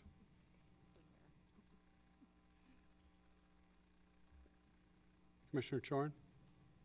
I'm struggling a little bit to understand. You're looking for security and to isolate the user from the traffic, and so you have this now open fence. What's the point? You know, I think, can't you do more with perhaps that kind of fence and some landscaping? I'm struggling to understand, you know, why this would work. So with the privacy aspect of it, we're fine with this design, and then we would be coming back in the future for doing some type of landscaping for some shrubbery and things like that. For the security, we would prefer it to be 6 feet because one of our main things is we only allow 2 people per suite. We've had issues in the past where people have parked on the road and have gained entry or parked at Quick Trip and have come onto our property that way. Okay. Commissioners? I'm just thinking 4.5 feet isn't really a deterrent for that purpose. Is there some kind of fencing like this that has the spires on top of it? Yep. And that total height would still have to be at 4.5 with the ornamental top pieces? Well, the Planning Commission can authorize a different height if you choose. But that is a slippery slope.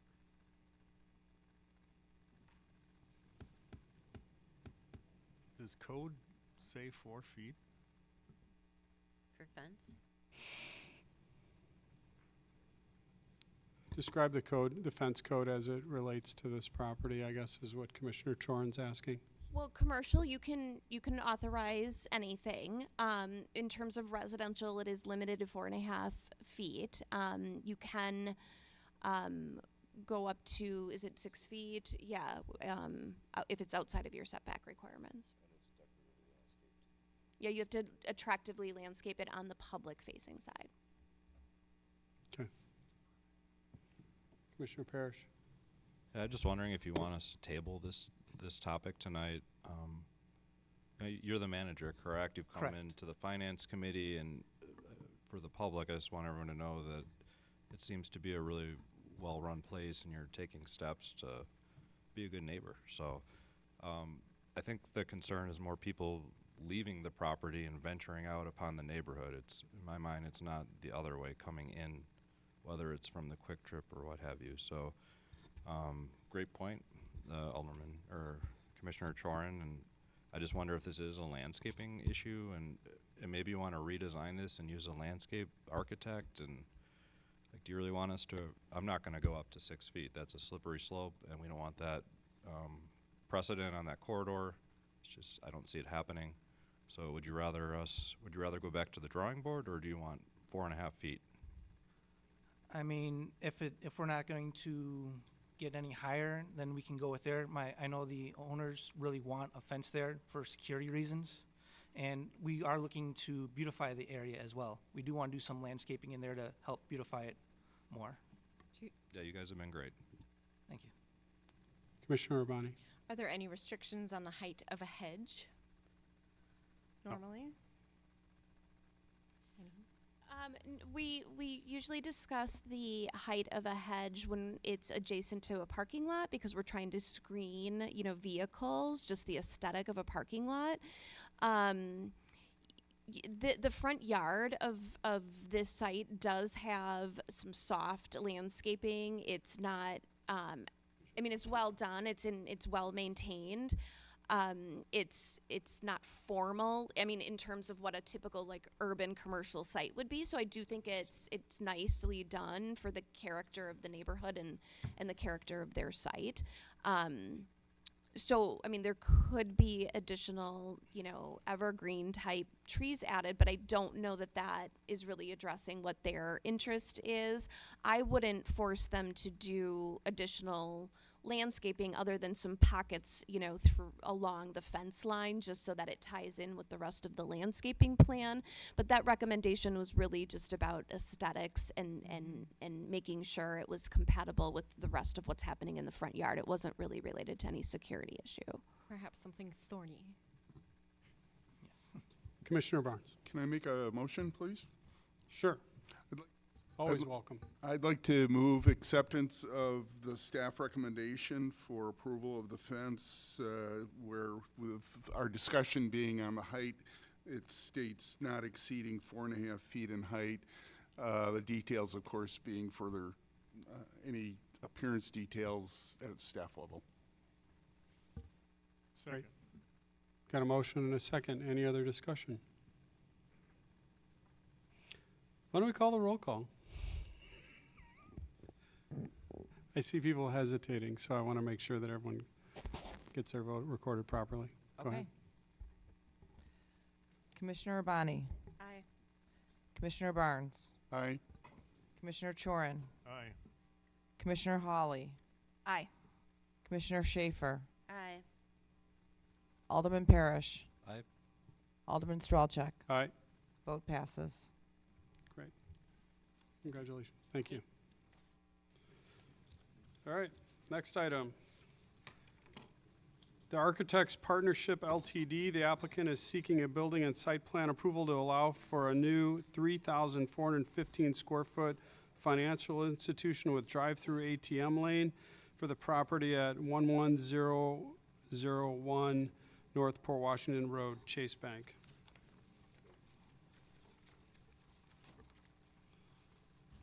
So Staff the team? subject site is the former site of Ace Hardware, which is also on our agenda later this evening. The site is just under an acre, and with some revisions to the site layout, we were able to work out any of the non-compliant technical standards. Initially, there was a parking lane adjacent to Town Square Road, which I do think is in the packet, and so then they submitted a revision to that. But otherwise, the proposal is in compliance with the B2 zoning districts. We did discuss with the applicants a little bit of the architecture. This is similar to some of the other financial institutions that have been approved in the corridor. Based on my conversations with the project team, that is exactly what landed them to have some of the features that this structure is proposed to have. They did keep red brick because of what they have seen throughout the corridor and some of our other commercial structures. So they were really trying to blend in some of the architectural features and aesthetics that they found in the corridor.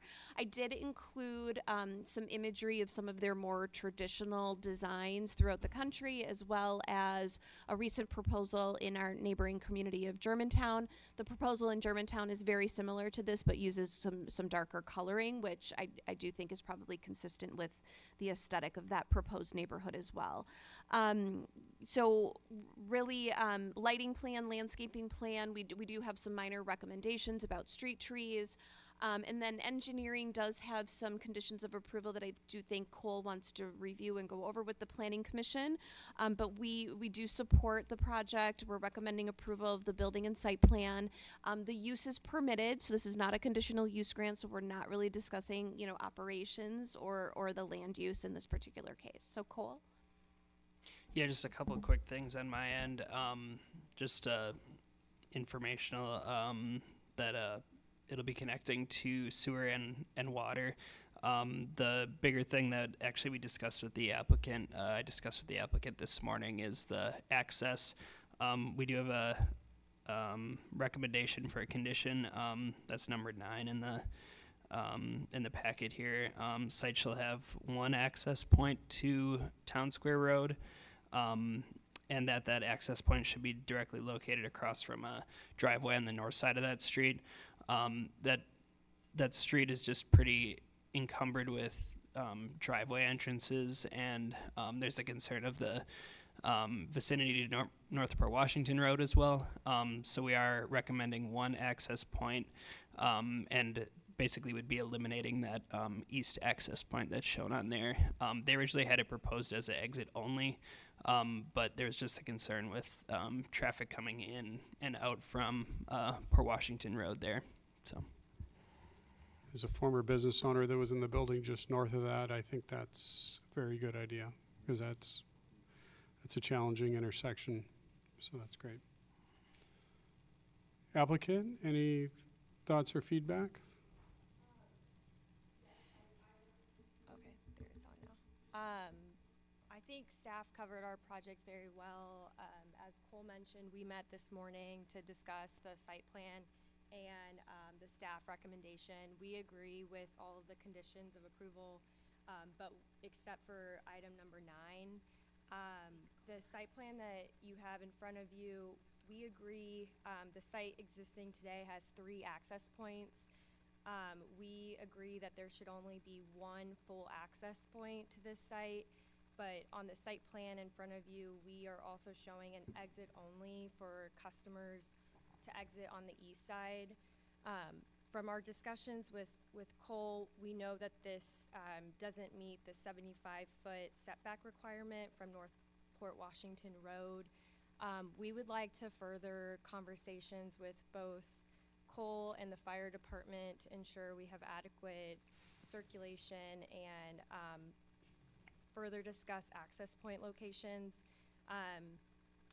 If we can't come to an agreement on the exit only second access point, we would like to discuss potentially moving the one full access driveway location more east.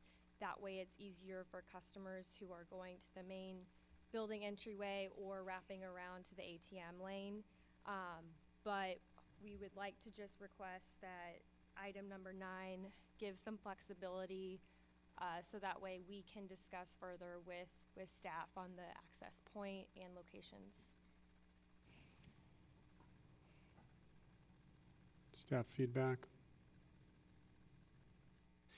Engineering's decision. Yeah, and as we discussed this morning, I'd be fine with looking at that. If we get it down to one access point, maybe being a little bit more flexible with where that comes in. Obviously, our recommendation was to be directly across from one on the north side, but if we can't come to a decision between staff and the applicant, we could always bring it back to PC if it becomes an issue. And you've got is the USPS drop-off still right there too? Not sure. Yeah, so you're gonna have to be cautious of going too far east because of the USPS drop-off right there. I'd be supportive of one location moving a little further east, and them working with staff to establish that. I don't know that it needs to line up. I got hands raised. Commissioner Hawley. I would just caution that because as a person who has gone to all of those businesses around there, the traffic backs up down that street. And if you're trying to pull out of either like where the orthopedic hospital, like their, physical therapy and all that is, or that location, you can't pull out. Like you're sitting there for a really long time because the traffic just backs up. So I'd be really careful on that. I would not go too far east at all. Okay. Commissioner Schaefer. Do we have a rendering that shows the single entry exit? All of them have 2, right? Which is the existing layout. Okay. Well, there's 3 currently. I can't remember 3. It's It's on the screen. I have it on the screen. Oh, that interesting one in the back. Where the I never propane that used to one. be. Okay. So I think what's shown right now on the applicant's proposal is keeping the one furthest to the east, and then the one in the middle is what the current plan shows. Yeah. And just closing the one farthest to the Makes- west. Yeah. That's correct. And just condensing the one on the east instead of it being a full access point to an exit only. That way, any stacking that gets backed up would be backed up into the Chase property and not onto West Town Square Road or North Port Washington Road. Little feedback, you're gonna have frustrated customers during peak traffic time wanting to exit in a spot where there's no room to exit. As other commissioners have shared, it does back up there, and we're not trying to limit you and make it harder to conduct business. We're just highlighting based on our experience, and I had a business there for 20 years. It does back up. It is tough to get out. I wouldn't even exit to go that way. I would exit out and head west, out of the back entrance instead, because it would get so far backed up. So just, be cautious of what you wish for. I know my pulse, and I would encourage the single entrance and exit to be a little bit wider in the middle to accommodate your request. But, again, keep that traffic and address a traffic issue that's been kind of ongoing with that section of road for a while, and not encumber your future customers there. That would be my pulse. But, again, I'm one vote up here, so we'll see what the other commissioners have to say. Commissioner Parrish. Sure, I'm not going to opine on the traffic yet. I'm going to talk about the way the building looks, and first of all, my preference would be for some of the other Chase Bank models. This feels like a little bit of comedy of errors, so if your expectations were formulated based on driving the corridor, you'd be surprised to know that many of us dislike almost every single financial institution building on the corridor, as does the community. They lack character, they're flat roofs. I don't know your architectural terms, fenestrations. I know that you talked about the design standards at the last meeting. I wasn't here. I know that there were inconclusive opinions that you derived from the commission, but I would just challenge us to think, when it's a small building like this, it's a really awkward little box in every situation. And I just wish that there was some more character and peak and I don't know if my ramblings made you say, hey, maybe we should reconsider the standard Chase Bank model, because I think it would be much more classy and fit in better. So what, how do we end up with these boxes over and over again on this corridor? It's very frustrating. Yeah, we did share some of that history and some of the process that we've gone through with the project team. So what's, okay, so what's the answer? Like, They're asking right now for approval of this particular structure.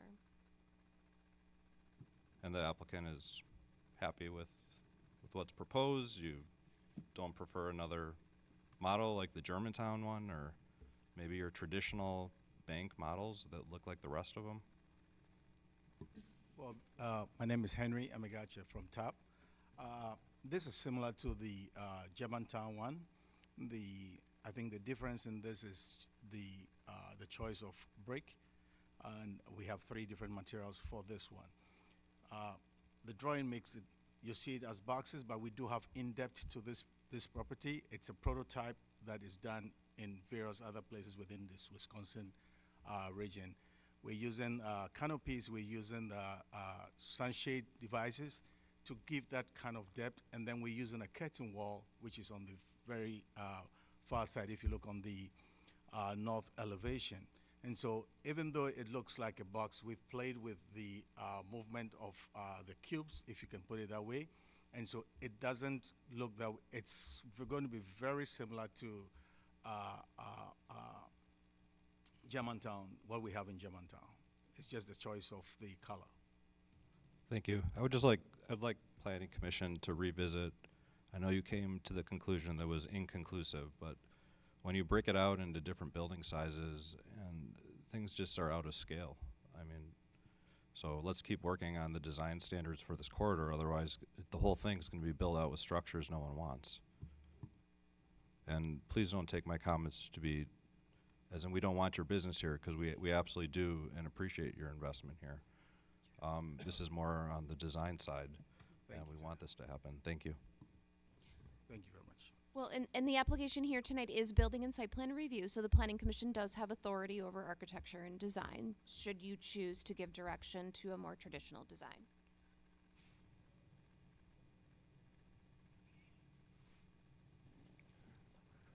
Other people have their hands up. Commissioner Chorin, you're being called on whether you raised your hand or not, my friend. Right. Well, I'm struggling a little bit because when I look at that, it's noted as red brick, right? Yes, please, rose blend. That doesn't look like red brick. I mean, it just, I'm not saying I dislike the building, it's just I can't get a real good perspective. Is there a 3D model of this that we could see in actual material colors? Because if it's this color, that doesn't convey what we've been told it is. Yeah, it's more brownish orange on the screen. No, the rose blend that we're using is matching the other characteristics of brickwork used within the same community. So we are not deviating from that. Well, I understand that, but I can't see that. Do we have a photo of that in another community I don't- in I the don't- packet? I do have one here which is much better. Much better. The traditional example has the red brick shown on it, so 179. That's built somewhere.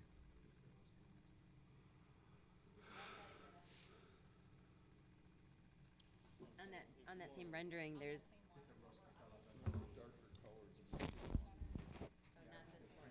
I thought that was like, that looks like the pavilion, it's perfect.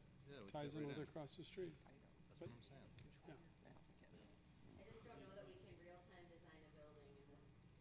So the question is the design of the building something that you want to see, or do you want to send them back with something more traditional?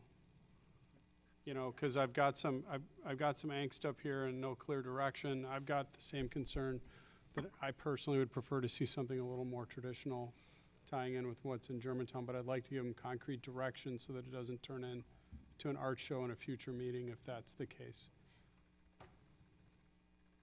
know, it's interesting when I look up, this is Germantown? No. Germantown is, Mr. Germantown, because the go- Germantown one is identical except black and white. Okay. It's the wrong comparison. so go to 181. Just something like that. It fits in.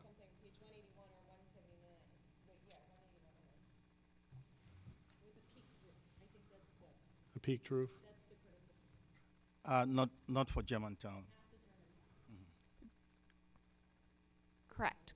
Commissioner Urbani is correct I that misspoke. the Germantown one is almost identical to the one that's proposed. It's just a different color palette. Staff included these traditional designs as some of the branches that are constructed throughout the country. And we talked to the applicants about, their choice of the more contemporized version versus the traditional design. I'm going to take a straw vote here shortly on whether we want to see a traditional design or another, or move forward with this one with a vote tonight, because I'm seeing some hesitation. Commissioner Schaefer? There is on page 176, Commissioner Hawley found this, but the rose blend brick is shown on there, a small sample. It does look different than that rendering, but it looks like what I would expect, like a reddish brick. So in that little 9 box of different materials, it's on there.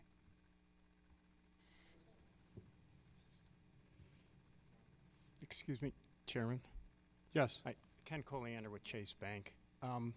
What you're seeing here, these are about 10 years old, and they're no longer our standard, so we don't build in this format anymore. So if you're leaning towards this, you're in the past.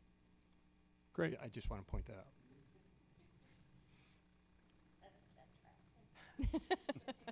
My concern is that they're leaning towards something that's not here, but there's an identifiable direction with something in the past. So we'll just take a straw poll vote.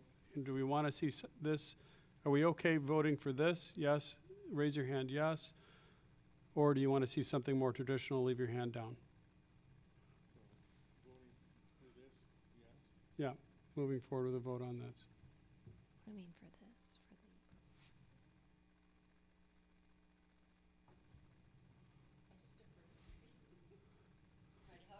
It's just All right.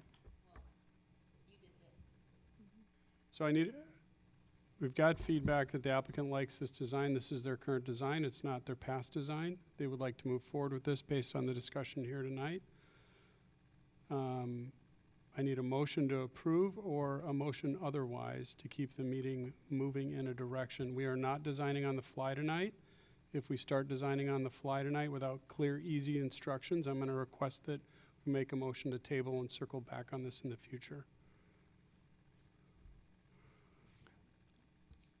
I'm going to move that we proceed with the plan as presented, with the rendering that's with the color, the darker color than what's being represented there. And certainly the traffic entrance and so forth remaining to be addressed with the city staff. Single entrance or multiple entrance? As a single entrance away from the intersection. Great. Second. Got a motion and a second.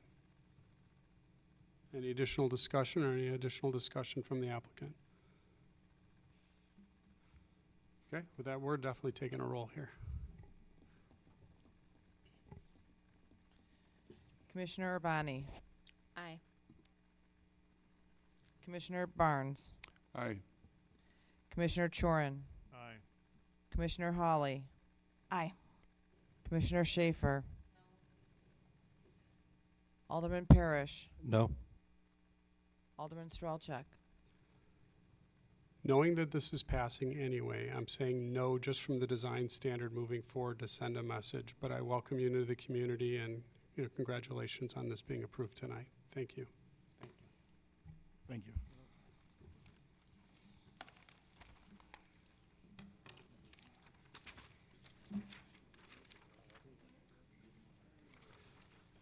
All right, next item on the schedule, Han Ace Hardware, the applicant is seeking building and site plan amendment approval to allow for a greenhouse and outside storage for the property located at 11300 North Port Washington Road. Welcome. Thank you. So this is for the permanent greenhouse facility over at Ace Hardware. I have the site plan up on the screen to show what they're proposing. As many of you may recall, when we talked about the temporary greenhouse and outdoor storage area, there's a property line that runs right through that parking lot, which I'm showing here on with my cursor. So what they did, which was I think rather ingenious, they actually added new islands in this location, in this location, this location to segregate that parking area from their greenhouse area. So this area actually technically is still public parking, but this area is all enclosed for their usage. So I think that was a good solution to the kind of an odd problem that we've had with regard to where that lot line runs. So what they're showing here is a couple islands with a gate that would allow customers to go in and get supplies or to get deliveries in and out. There's also a gate in the back that connects to the loading dock. There's a greenhouse in the center, and then they moved up their propane tank to basically to the middle front of the section. They're enclosing the area with a 4.5-foot fence with brick pillars to match the existing building, and then they're showing landscaping in the front and some wall packs and some exterior lighting. I'll go to the rendering. If I can read my writing.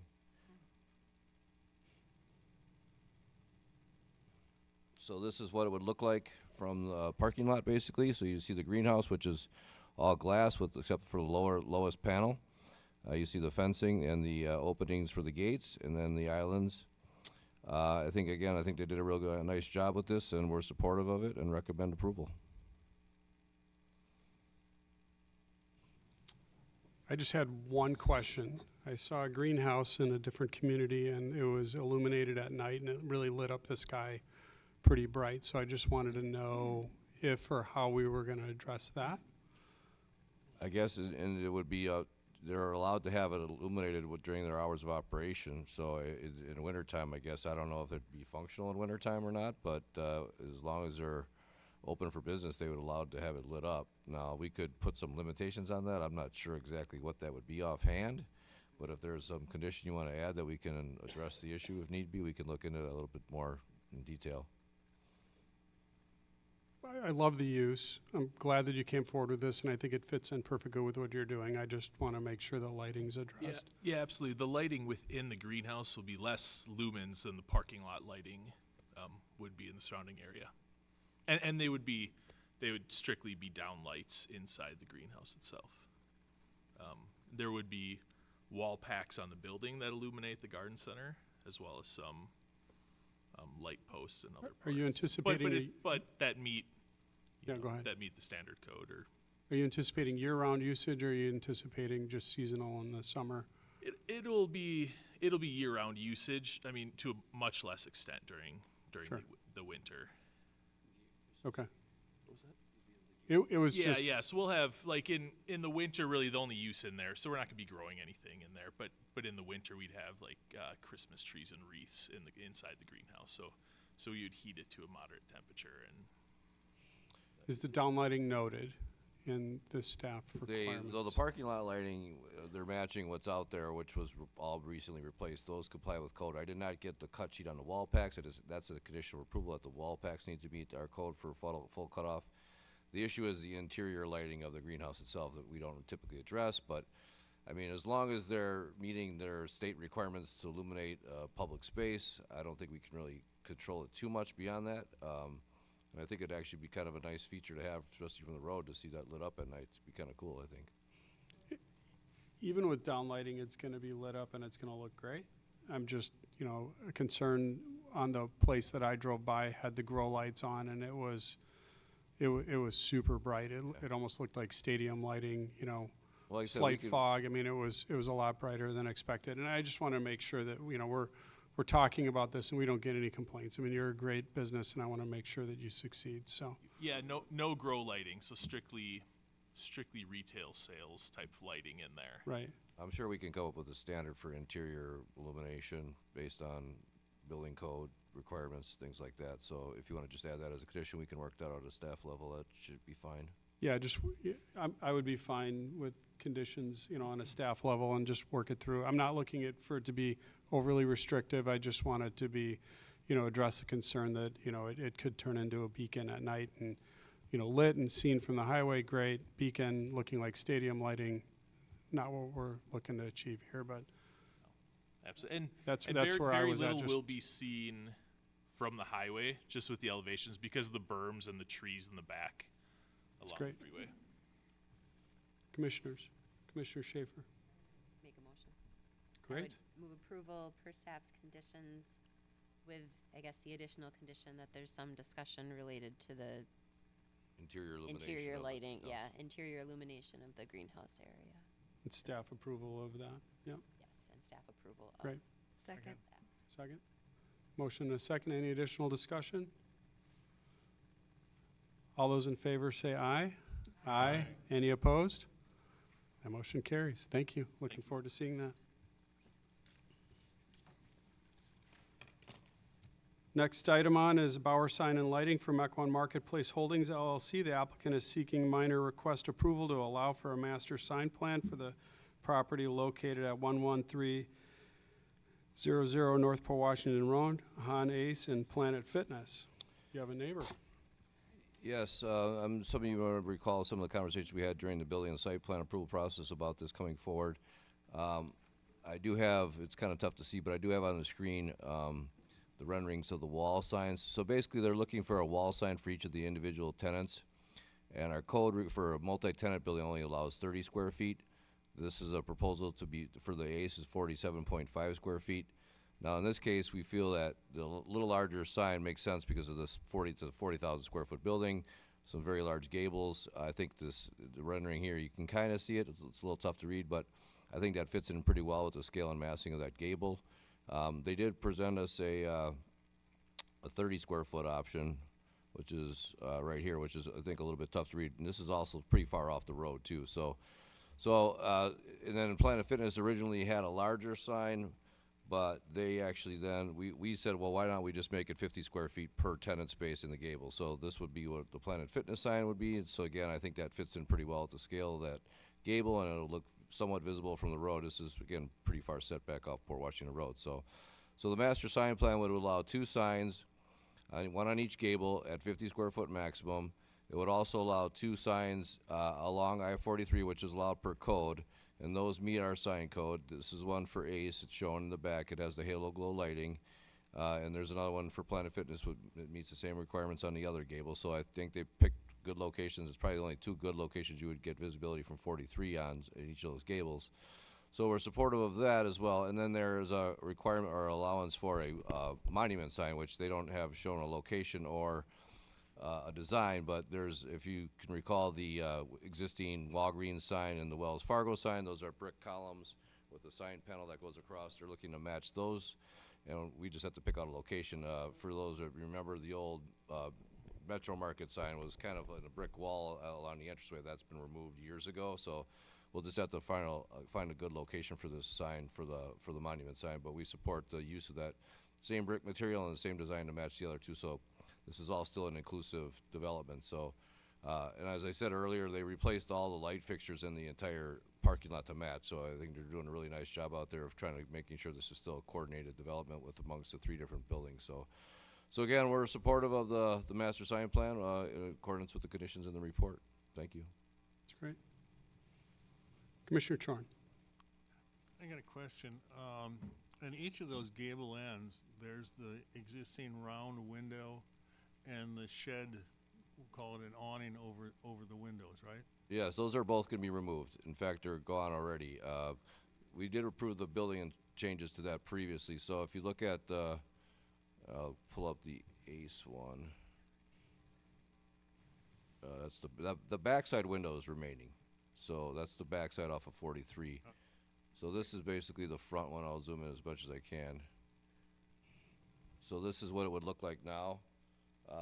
And originally we were a little concerned about that, but if you look at the other buildings on there, these are only two. This is the only building that had that shed roof on it. The rest of them didn't have that, and they actually had their sign location there, so it made sense. I just wanted to make sure that they fill in that windows with the same matching brick so it doesn't look out of place. So I think that it's a good location for it. I mean, it was originally built as a one-tenant building, and so, I mean, if this was a 3 or 4 tenant building, we'd probably have some issues with trying to figure out where the signage goes, but with the 2 tenants and fairly large tenants, I think it balances out pretty well overall. Great job. Any additional feedback? Or a motion? Make a motion for approval per staff's comments. Got a motion, a second on the table. Any additional discussion? Seeing none, all those in favor say aye. Aye. Any opposed? That passes. Congratulations on the signage. Last item on the agenda, Himat Capital LLC for Mequon Town Center 1. The applicant is seeking building and site plan amendment approval to allow for 8 new residential units as previously approved in July of 2022 for the property located at 11205 to 11315 North Port Washington Road and 5900 6048 West Mequon Road. Yes, as stated in the report, many of you may recall this, but the Planning Commission approved the conversion of that second floor in the south building from commercial to residential. There's 8 units that's being proposed. It already complies with the PUD, which allowed up to 50 units on site, and they only had, I believe, 28 total, so they're still in compliance with that. At the time when this was approved, there was a traffic analysis done. Most of the time it was a benefit to the commercial users that the parking would go down. There was only one little area between 6 and 8, I think, on Saturdays where the demand would actually go up because at that time there was more residents around than there would be business. The traditional office users would be gone by then. So this was approved. Staff still recommends approval of it. We did add a condition in the last version, which we're remaining in this one, that the 8 individual tenants have one assigned parking stall in that indoor space that's located in the north building. We feel it's more appropriate to have these residential users in the north building and taking up space indoors versus taking up spaces near some of the commercial entities that are out there. So we recommend approval. And as Kim stated earlier, we did reconfigure our parking lot, so now we have ample outdoor parking for residents or guests that want to visit the site in our behind City Hall. That we have a shared parking agreement that allows that to happen. So, yeah, and plus there's an additional 50 stalls along Cedarburg Road and other places in the town center. So we still recommend approval of this, and we're supportive of it in accordance with the conditions in the report. Thank you. Okay. Commissioners, any questions? Commissioner Hawley? I guess I do have one question. If the residents are going to park in the indoor parking in the north building, can you get to this building without going outside, or do you have to walk across the parking lot? You have to go outside. They'll need to walk outside. It was more meant to just keep the inventory in the building versus near the commercial users. Alderman Parrish. Sure. Welcome to the applicant. Thank you for your intention to invest in the center. It's our focal point of the whole town center. Odd question. The dumpster was at some point moved to the corner of the lot, which was an excellent idea. But I don't recall it coming for any sort of approval. And since this is a site plan amendment, does it make sense to? Well, that was one of the conditions we had previously added to the last approval. There was a couple site issues we wanted to address, and that came up at the time. So we took the initiative and we tried to get that done, and they did it kind of concurrently with the renovation, but then the renovation stopped, but then they kept going and they did relocate the dumpster. Good job. I just wanted to make sure it was compliant. Yeah, because they're buying it. Yeah, that's their expectation. We thought so. The current location is a much better location. It's a little further away for some of the tenant or from some of the. That's great. But it looks good, I think. Commissioner Barnes. Just I support the plan, and I think it's a great improvement for the area. I think the one thing and I looked at the traffic report, and I guess still an outstanding little bit of a concern in the light of public comments that you hear of is the parking supply available despite the fact that there's some parking available in the city hall. So I guess the one thing that was going through my mind when reading this was, could there be some residents that really are not doing the commuting like is reported in the traffic study, that empty out during the midday and accommodate the retail, and instead they're parked there and they're there, and so I'm just a little concerned about potential conflict of parking needs.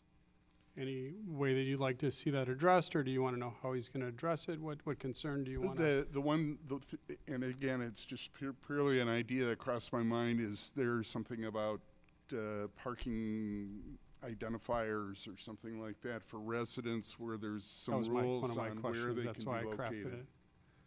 I had the same question. I wanted to know how you're going to identify resident parking and make sure that that was being enforced, as I know there's been some concern, right?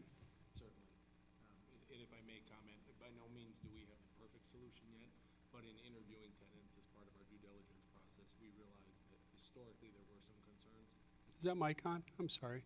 Is it green light lit? You gotta. There you go. There we go. Is that better? There we go. Yep, and talk uncomfortably close to it so the people at home can hear you. A little better? Thank you. Yeah. There we are. All right. First off, thank you for the opportunity to present tonight and to address the question directly. As part of our due diligence process, we did interview all of the commercial tenants and had the opportunity to meet with many of the residential tenants.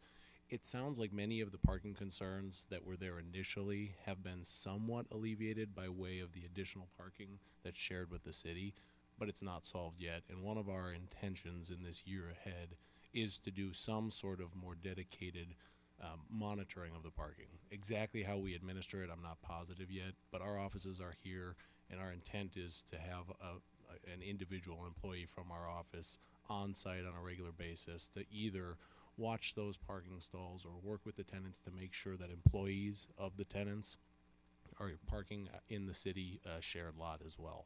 We recognize it's a concern. It's something we want to watch right out of the gates to make better. That's great. And then while we're on the subject of parking, during construction, where are your construction vehicles going to park? I know you did some work in there previously, and there were boom trucks that were lined up and parked, in front of Collectivo. And I want to make sure that, as it's a community gathering space, we allow for that parking near the retail aspect of the gathering space, and we encourage construction crews to park close by, but far enough away to allow for that space to be used. Do you have a direction on what your plan is to address that? I don't have 100% answer down to the minutia of each individual, but I can commit to us working with city staff to make sure we're addressing where they should be parking, whether that's off-site or on the back of the site, while still permitting appropriate access. Yeah, I mean, it would be beneficial for them to park in our parking lot behind City Hall, but it's be difficult for us to fully enforce, because unless we know which cars are driven by the workers, we're never going to be able to understand the ramifications of that. But I would just, if you want to make a amendment that have all the workers park in the City Hall parking lot, I think you could do that, but it's going to be, again, very difficult for us to enforce. We'll just have to, hopefully the owner will communicate that well to his workers and make sure that they do that, but it's a tough thing to enforce. An amendment to do that, or even just an amendment to work with city staff to address parking for construction crews. And then my secondary question is, so you're taking the parking that was enclosed and you're making that resident parking. Well, I guess you've addressed it by stating that you're going to cover a lot of the concerns as it was coming forward, just from everyday parking and make sure that staff and everybody else is parked. Personal opinion, that lot is under parked. I know we have the overflow, but speaking from people that come out in the winter or inclement weather, I know those businesses are losing patrons during inclement weather because that parking is underparked and exactly on site. The overflow is there, the overflow is available, and we do have ample parking for a walkable community. But again, Mequon's still getting used to the idea of being a walkable community and getting from point A to point B. And if it's raining and slushy out and you're meeting several people, I know that people have chosen other locations. So just a little word of caution, I think, more than a question, on that, just to make sure that as you do your due diligence on that, you kind of really work to try to find a solution for the internal parking as much as you possibly can. We appreciate the feedback on that, and it's a top priority for us. Great. Any other questions or a motion? Move to approve with staff comments, per staff comments, with the addition of continuing to discuss parking, especially for construction. Second. Okay.